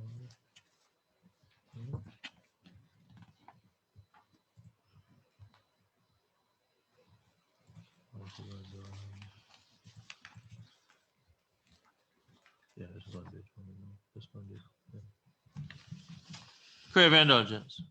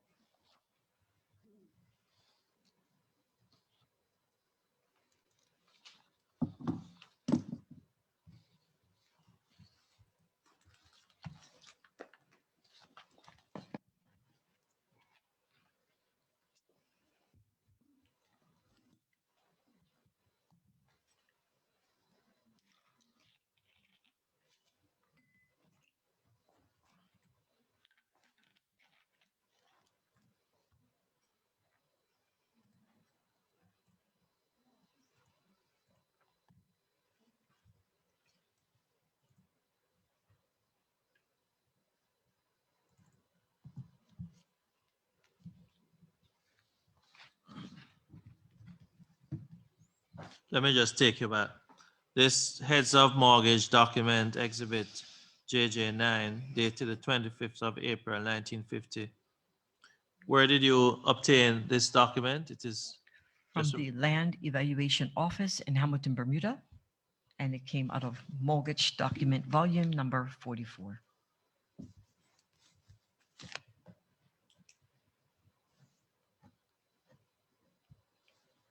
I just asked Madam Chair that this page that is projected now, which has red color mortgages number 44, that this page, single page, is tendered and admitted as exhibit JJ9A.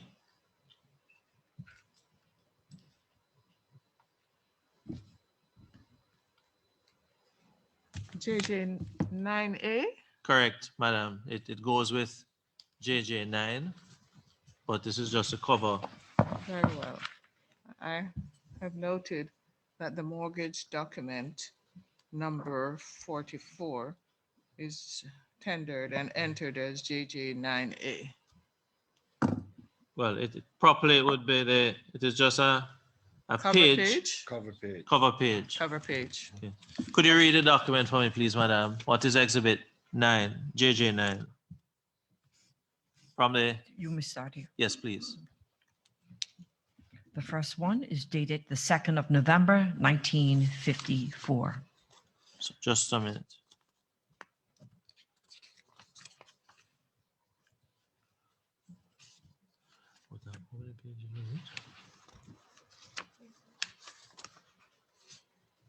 Let us start with the one, the 25th of April, 1950. You have that one there? Yes. Let's start with that one, Erland. The 25th of April, 1950. Mortgagor Berkeley, Merritt Wilson. Mortgagor Grayus, Edmund Powell. The property.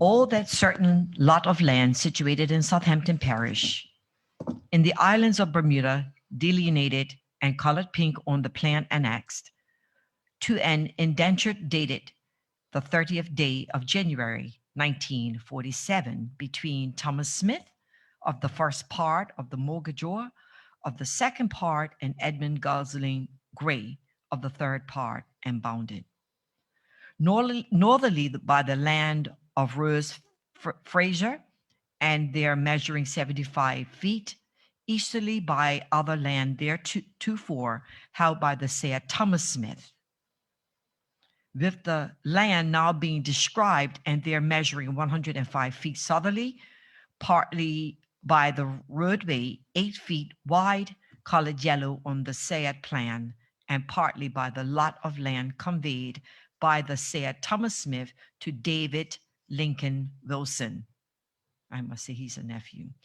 And measuring southerly 78 feet and westerly by a lot of land conveyed by the said Thomas Smith to Reuben Josiah Wilson.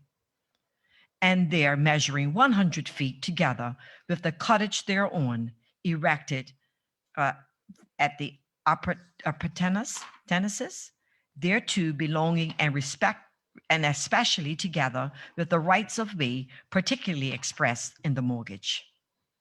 1,000 pounds.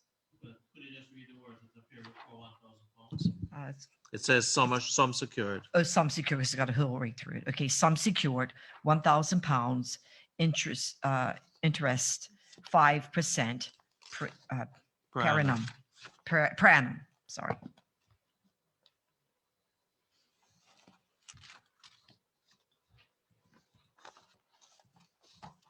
The second page of that document, what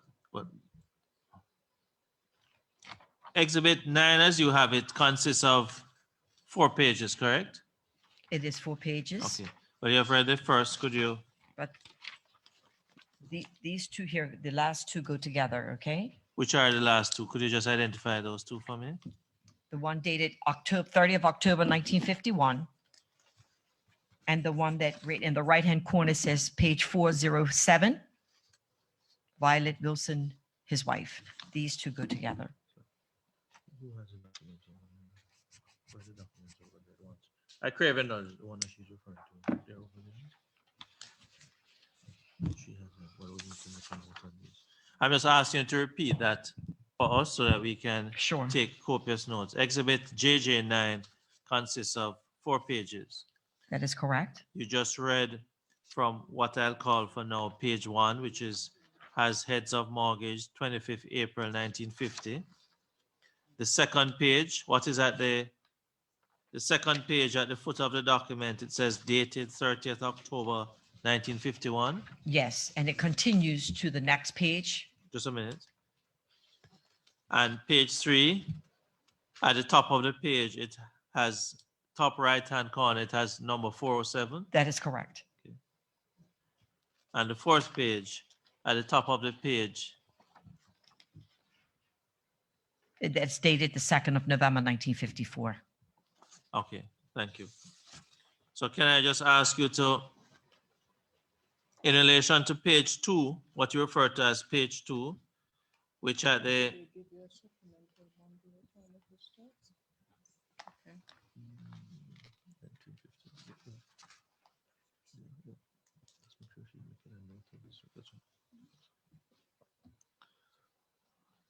I crave it.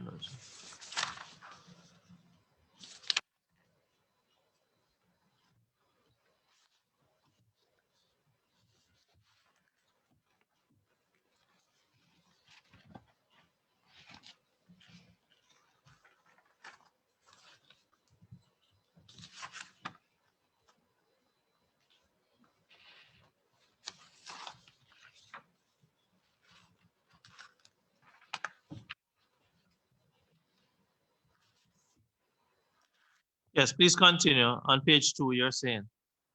At the bottom of page 2, that was the end of that, the bottom part of that particular page. It gives the date, the 30th of October, 1951. The mortgagors are Berkeley, Marriott Wilson, and Nathaniel Ledrew Wilson.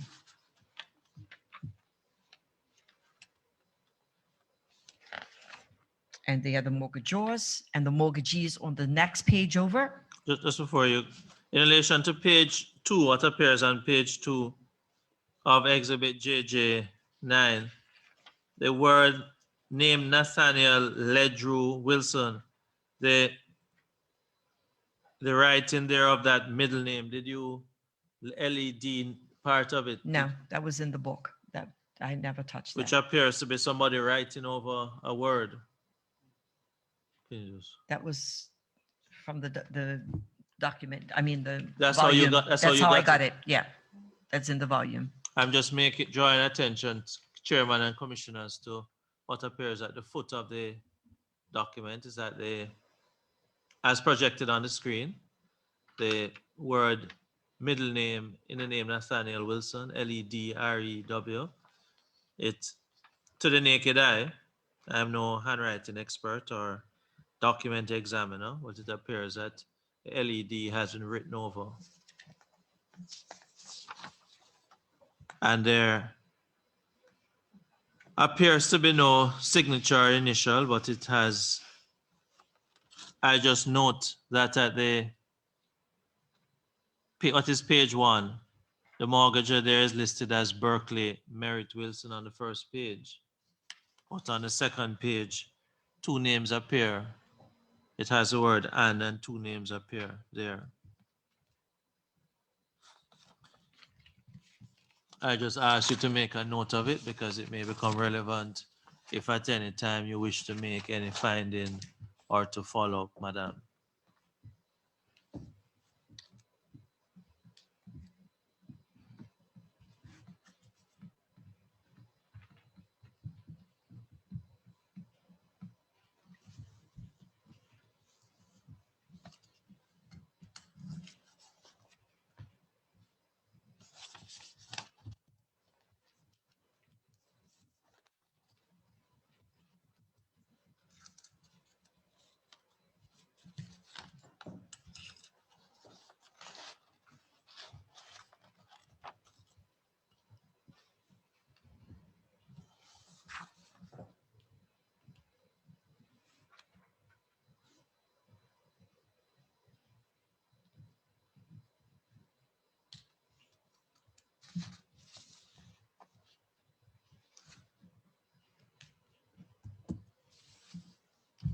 You may continue, Madam. What you refer to as page 3 of exhibit JJ9, Yes, could you indicate to us the relevance of you presenting this part to us, Madam? this is just the continuation from page 2. The mortgagees are Violet Wilson, his wife. That's carries from the Nathaniel Ledrew Wilson. Violet Wilson, his wife, William Stanley Gibson, Ernest Albert Smith, and Marion Louise Smith. Property mortgaged, all that certain parcel of land situated in Southampton Parish in the islands of Bermuda, delineated and outlined in pink on the plan annexed to an indentured made between Josiah Alexander Reuben Wilson of the first part and the mortgagors of the second and third part, respectively, and bounded northerly by other land formerly held with the land now being described and now or recently in the possession of William Frith, and they're measuring 256 feet easterly by land now or recently of Thomas Smith, and they're measuring 405 feet southerly for the waters, by the waters of the ocean, and westerly by land formerly held by Granville Wilson, and now or recently in the possession of the said William Frith, and they are measuring 447 feet. Or however otherwise the said parcel of land may be bounded, may measure, or ought to be described, together with the cottage thereon erected and appurtenance to the same belonging, and especially together with the rights of way particularly described in the mortgage. Sum secured was £2,000. Interest is 6% per annum, reducibly to 5% per annum. No, madam, what is it particular are you saying about this document? Because I noticed based on what you have just read, it makes reference to which of the persons here, is it Grenville Wilson? I'm sorry, Thomas Smith. My great-grandfather, Thomas Smith, yes. And I'm not putting words in your mouth, but I'm just trying to understand. It says, or recently of Thomas Smith. Is it, are you concerned as to how someone else would have been passing land that had been Thomas Smith? Yes, that is correct. How could they're just passing land and selling it off. So if they have sold all of his property, then where's the money? Because he had nothing. Because you indicated that he lived in a... He lived in the cellar and slept on a mattress, and she witnessed it herself, his granddaughter. So if all of his property was sold off, then if it's no property, okay, then where's the money? Other than $100 that was Other given than to $100 that was given to his daughter Louise Simmons. Simmons, my apologies. Yeah. Before we go any further, on the said page that you are reading, what you refer to as page 3 of Exhibit JJ9, it makes reference to all that certain parcel of land situated in Southampton Parish and Islands of Bermuda, delineated and outlined in pink on the plan annex. Did you, in terms of your research and obtaining this document, obtain a plan?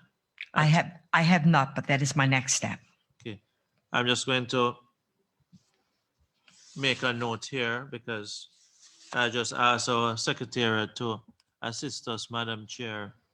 The document which we have, which is JJ9, and which the witness refers to, on the third page of what is JJ9, at the top right-hand corner, it has a number 407. Reference is made to a property that is mortgage. Is for us to attend upon the offices of the Registry? Land valuation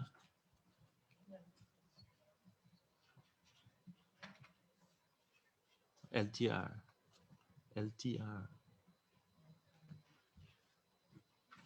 Land title registration for us to obtain the plan that should be annexed to this document, Madam Chair. Could you repeat that, Council? JJ9, there's a third page of JJ9, the exhibit. 407 in the corner. It has top 407. It refers to a plan and annexed to this indenture. The witness has indicated that her research leads her to want to obtain this document, I'm trying to see that we could assist ourselves by indicating to the land title registration office, we could have taken there the exhibit and we wish to obtain the plan which is referred to. Just ask that an order could be made in that regard.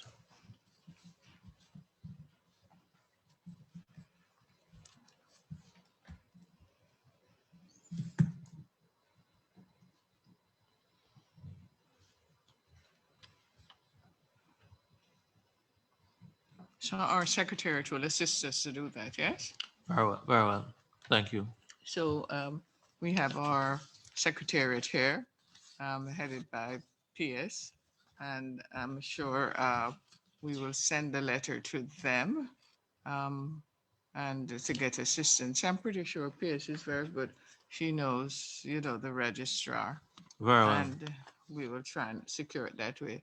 And Mr. Simons, if you sort of try and collate it for us. Yes? Thank you. Yes, Council. Thank you. No, Madam, in relation to the said exhibit JJ9, there's a fourth page. Yes, that is Could you correct. just indicate to us the relevance of that page? This is another parcel, piece of land that I want to refer to as being taken, stolen from my grandfather. On the 2nd of November, 1954, the mortgagor, Berkeley Marriott Wilson, mortgagee, Bank of Bermuda, Limited, property mortgaged.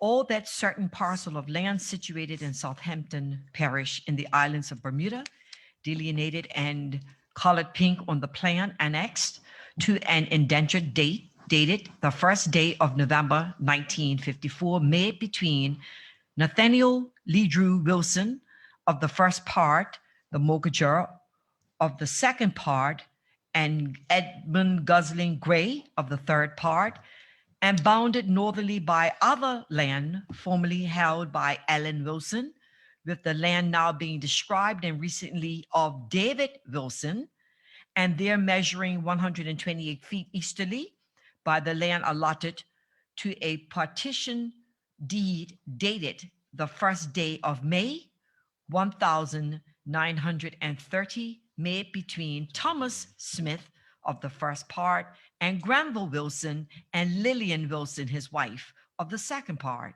and the said Allen Wilson of the third part to the said Thomas Smith, and there measuring 405 feet southerly by the waters of the ocean, and there measuring, as shown on the said plan, 120 feet westerly by the lot of land theretofore held, with the land now being described, and now of the said Nathaniel Lee Drew Wilson, and there measuring 445 feet, or however otherwise the said lot of land may be bounded, may measure, or ought to be described together with the cottage thereon erected and appurtenances thereto belonging, and especially together with the rights of way particularly described in the mortgage, say, and accept and reserve the right of way over the roadway traversing the lot of land therein before described on the, it's got a hole through West. it. West. Described on the vest. Okay. Some secured So- 2,000 pounds, interest 6%.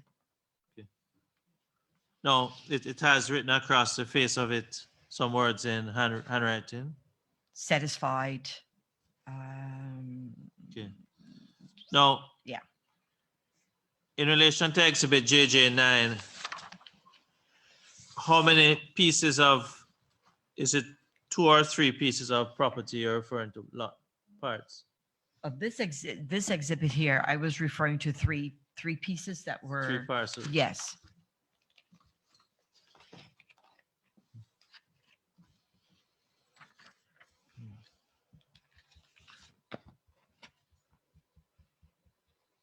Madam Chair, I just asked that the very same for this document, this Well, I had indicated already the entire exhibit JJ9, but just to indicate that the witness has indicated that it relates to 3 different parcels of land, JJ9.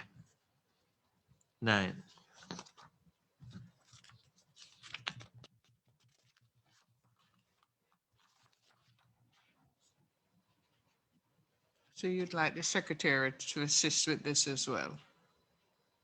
Thank you. Yes, it is the same thing, what I just for completeness, I was just indicating. Now, just as part of the story that you're telling, Miss Jones, there's a photograph that you have shared with us. Could you just indicate who are the persons in the photograph as you tell the story on behalf of the estate? At the bottom of it, the note showing that when she's saying that it was satisfied, So just something like it was paid off. who are the persons displayed there, madam? In the top left, that is Thomas Henry Smith. On the top right, that is Cornelia Simmons.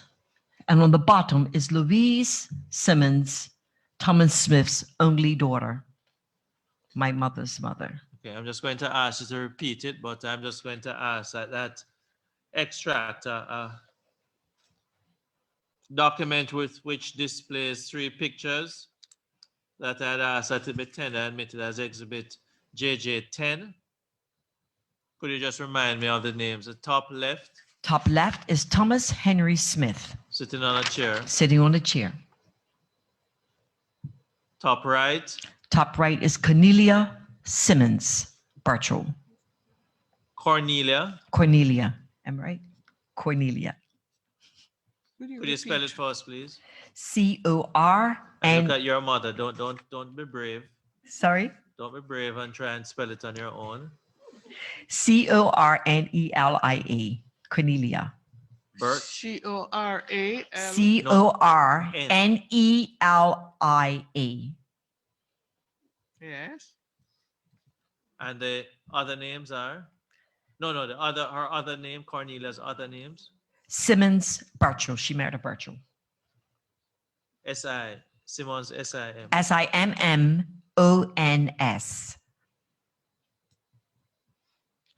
B-I-R-C-H. Birchall. B-U-R-C-H-A-L-L. Birchall. Birchall. Yes. Burchell. Mhm. And the third, The bottom picture is their daughter, Louise. Thomas Smith's only daughter, Louise Adele Simmons.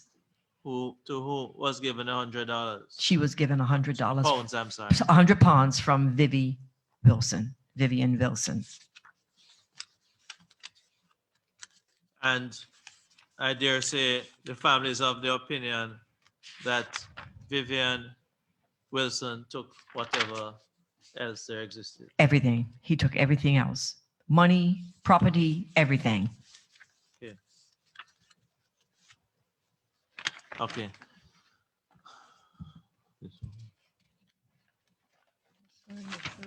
Now I'm going to show you another document upon which you wish to place reliance that you have shared with us. Yes. Could you kindly just indicate to us what it is? The document that you're looking at now? That's projected on the screen, yes? Yes, that's on the screen. Just a minute, please. Just a Sure. minute.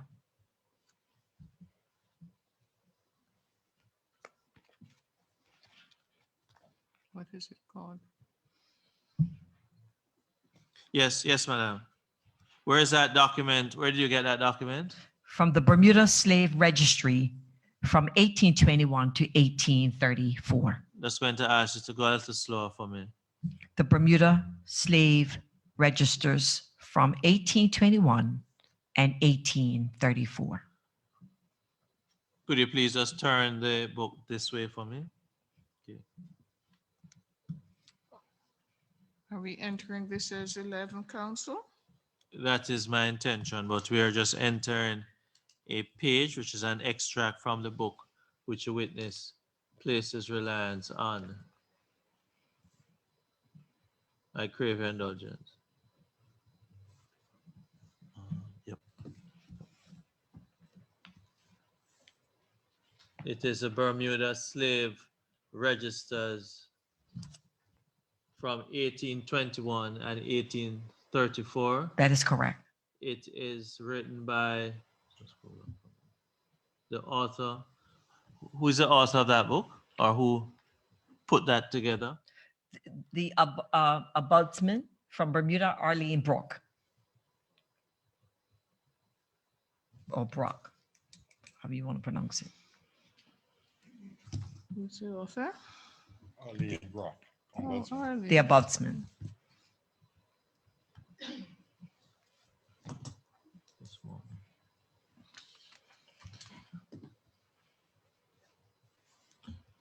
Now the extract that appears, which is going to be projected shortly, at the top of the page, Madam Chair, it has some columns. So counsel, if I may please, the extract from the book, that's JJ 11? Yes, but I'm going to describe it first, Madam Chair. Okay, It has some columns at the top, starting with the word owner. yeah, it's gone. Owner, then it has total.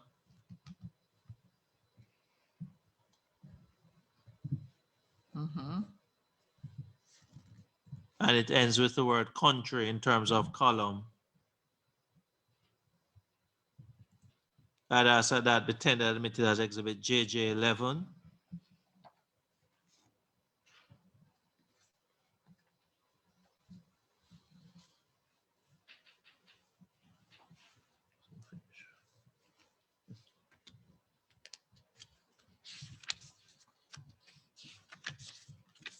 So entered.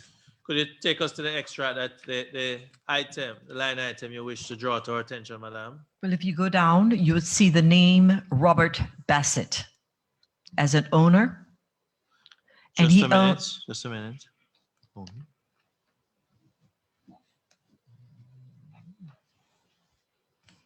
The name appears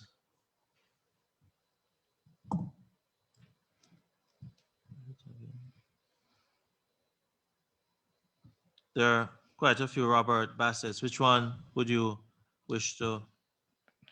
That's the same person. He owned 17 slaves. So you use this to indicate that Robert Bassett owned 17. This is the purpose of this document. Yes. Okay. He owned 17 slaves. And you would see there, one of the slaves is named Jack Wilson, the same Jack Wilson that is in this document here. What is referenced in the book by Nellie. Nellie Eileen, which is exhibit? No.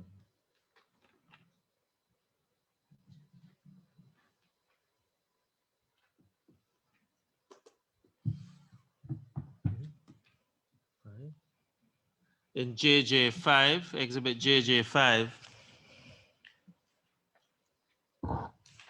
this document, which is JJ11, you're using to support what is in JJ5. That is correct. Robert Bassett owned 17 slaves, and you'll see that one is named Jack Wilson, and it says here in Exhibit 5, if you go back, that Joanna Bassett, descendant of a slave master named Robert Bassett. Just a minute, just a minute. Just take us back to Craven.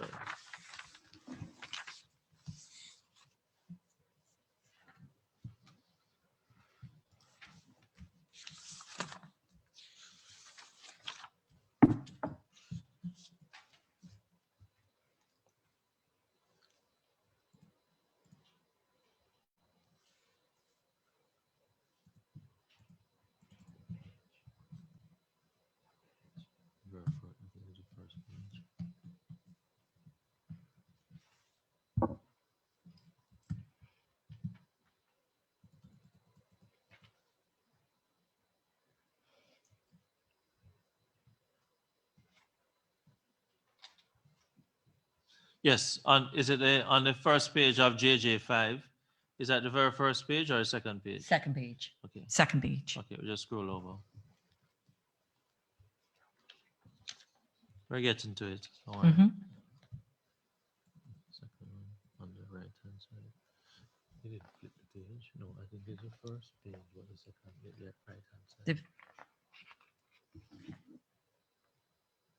There you go. Okay, Yes. so I just wanted to show that out of the 17 slaves that Robert Bassett owned, one of them was named Jack Wilson. And if you go back to Exhibit 5, it says at the top of the page that Joanna Bassett, descendant of a slave master named Robert Bassett and a relative of Jack Wilson. It's listed in Nellie Wilson's book, thank you very the much. same person. Thank you.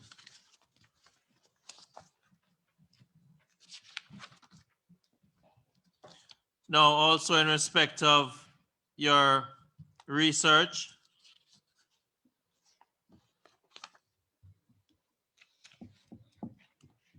you examine the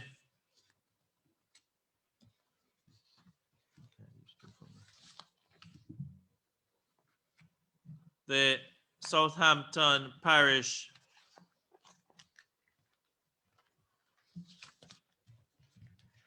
Could you just assist me? What parish book is it? Right. Thank you.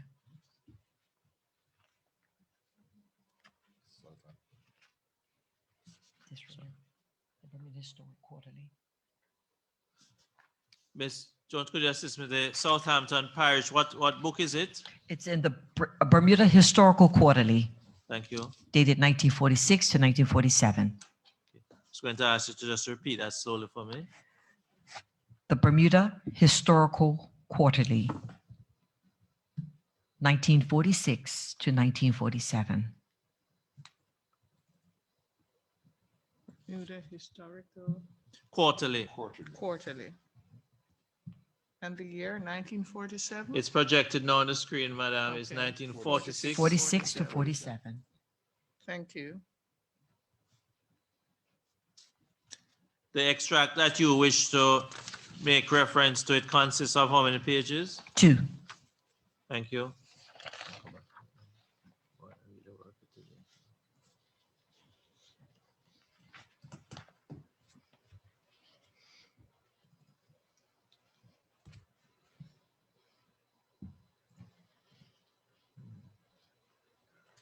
Two pages.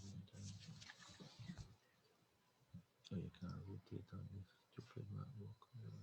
I want to flip my mind sometimes.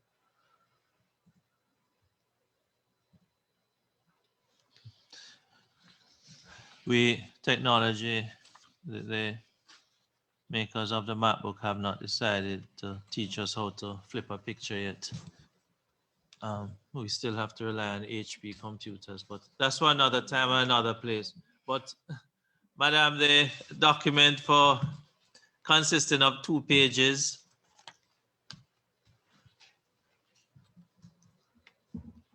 Madam Chair, the application is that the document is tendered admitted that the 2 pages, an extract from the Bermuda.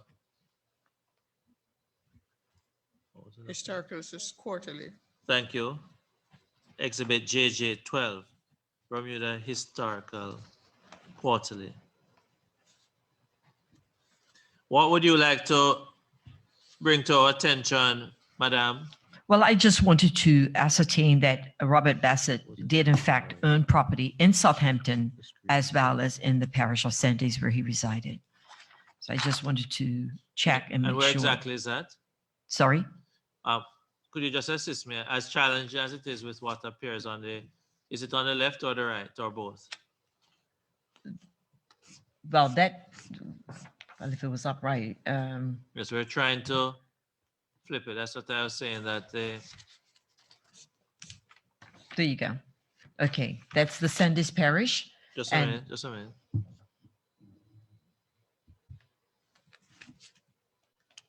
Yes, I just wanted to check to make sure that he did in fact own property in Sandys and it is registered, as well as the next page is the Southampton Parish. So here it says Robert Bassett Esquire, and what is shown in that highlighted area, it shows in some columns the areas, acres of land, the value of land, the value of timber, Mhm. and the value of houses and other improvements, and finally the value of estate of each freeholder. Those are the columns that are represented there. That's correct, madam? Yes, it is. Okay. And on the second page, you make reference to, Southampton Parish. and on that page, and I'm just assisting you because of the gymnastics with reading, but I thank Mr. Simons for his industry. It has John Bassett Esquire, persons in possession, Mr. John Evans, 12.5 acres of land, value of land, £150, value of timber, £8, £150, the value of houses and other improvements, and £300, the value of the estate of each freeholder. That's correct? Yes, it is. And you use that to indicate that he also owned property. In the Southampton Parish, Okay. where Sinky Bay, Cross Bay, and all of that sit.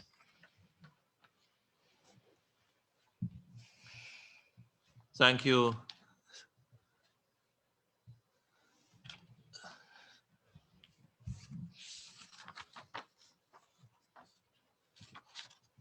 You are being shown another document. We're in the middle of the end. We are almost done, madam. Mhm. Another search that had been conducted by you, madam. I'm just going to show you the document. You kindly could indicate to us what search was being conducted and what were the results of the search conducted, madam. What do you have there?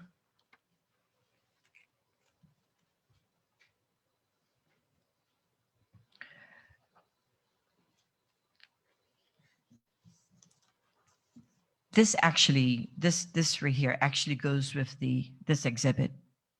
Take us It's just letting. I was just researching the first slave register of Bermuda of 1821, and that's this. and that's taken from the Bermuda,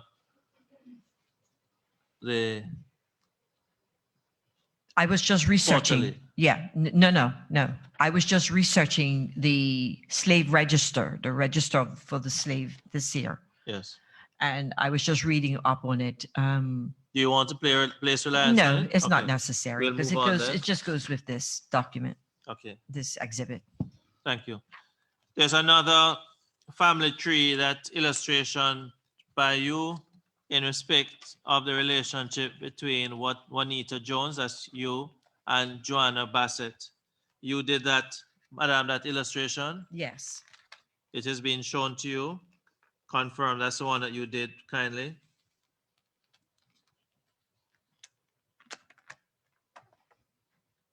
Is that the illustration done by you, start with Joanna Bassett Yes. and ending with Louise Simmons?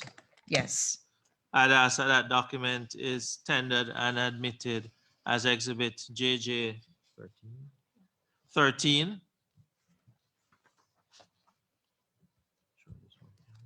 Should we describe it, council, as a family tree showing the relationship between Juanita Jones and Joanne Bassett? To Joanna Bassett. Joanna Bassett. Joa, no H in this, Joanna.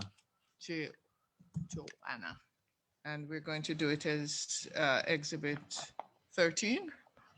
JJ 13. JJ 13. Madam, you also have a document there which shows descendants chart for Joanna Bassett. You prepared that document, madam? Yes, I did. I'd ask that document is tendered and admitted as JJ 14.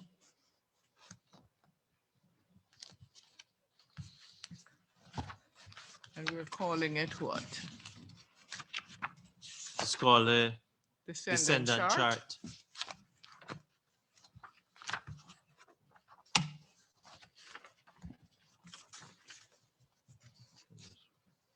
Descendant chart for Joanna Bassett.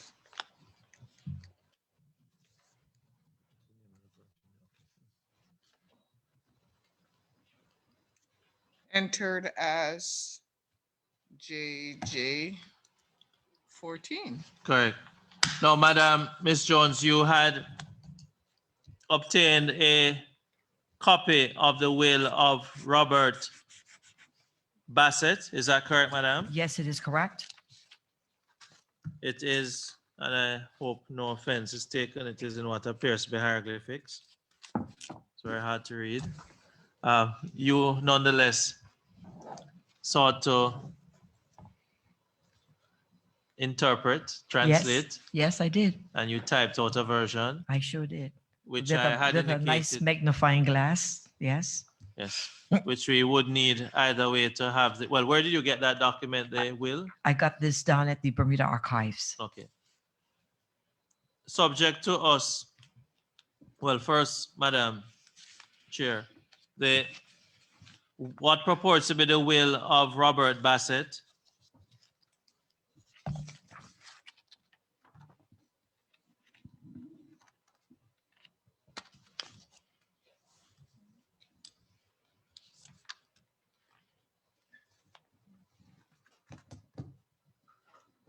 What's the date on that document, Madam? The date is, he signed it on the 19th of April, 1819. Dated the 19th of April, 1918, not 1918, He signed it the 19th of April, 1819. 1819, I thank you. Yes. 1899?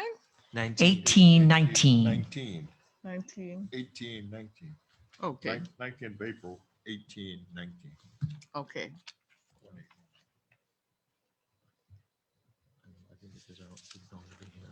And we're entering that as JJ 15? That's correct, Madam. 15. Entered as JJ 15. And I'm describing it as a copy of what purports to be the will of Robert Bassett? Correct, Madam. Very well. What I'm indicating, there also is a 2-page document which a witness has typed out, which the witness, by being very helpful to the commission, has sought to translate what appears to be hieroglyphics, just in my mind. I'm going to ask, however, that that document of 2 pages could be marked for identity JJ 16.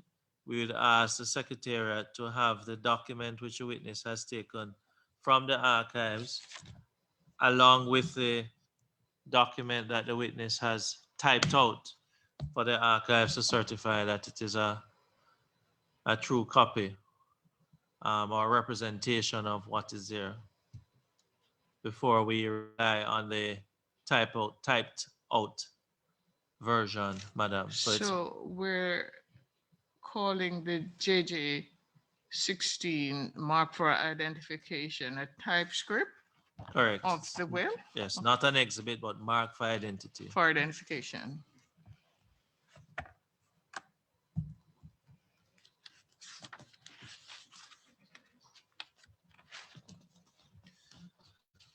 At this time, Madam Chair and Commissioners, those are the questions we have for the witness, subject to the persons who the adverse notices need to be sent. They had not been sent.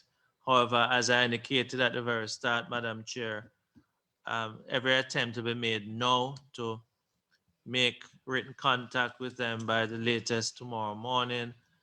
Other than that, our rules require us, if the commissioners are minded to make any adverse finding from the evidence heard after due consideration, and another notice would be sent to the persons indicating that an adverse finding would be made, and they would be permitted, if they so desire, to make submissions to the commissioners in respect of any adverse finding that they are advised that may be made. Right. Well, at this point, council, will we be asking the commissioners to ask quick questions of the witness, or should we wait until we have the respondents to the adverse notice? I think it would be best to wait, madam, Respondents, if any. if any. Could wait then until then. So we would wait? Yes, Madam Chair. Okay. Commissioners, Yes. you've heard the position that we won't be asking any questions now. We'll await. So just make a note if any there are questions, so it could Right. return And to it. certainly, we'll be inviting you to return Mhm. at a later stage. Counsel, if you wish Yes, to ma'am. amplify, you may do so Yes. to the witness. That she'll be invited to return. No, I think That's- we spoke about it before, so she understands, and she, in another life, she is quite familiar with these proceedings, madam. Oh, okay. Yeah. Those are the matters for today. We'd ask that we would adjourn until tomorrow. However, based on the schedule that we have tomorrow, it is not required that the proceedings will be televised tomorrow morning because that session will be in camera. Right. The session being televised would be the one that starts at 1:30 tomorrow. The proceedings at 10 are in camera, and the proceedings that follow continue from this morning would be at 1:30 to be televised. Very well. So it's Mr. Lee, I think, and company. The proceedings will not be No, but- televised in the morning, but I No, suppose it the will other be side, recorded. Madam Chair. Hmm?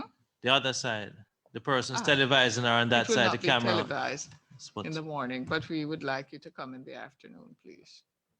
Thank you. All right, and so we That's the will matters for today. tomorrow morning Very well. at, what time do you wish We to start start? at 10 tomorrow 10 o'clock. in camera. please. Commissioners, thank you.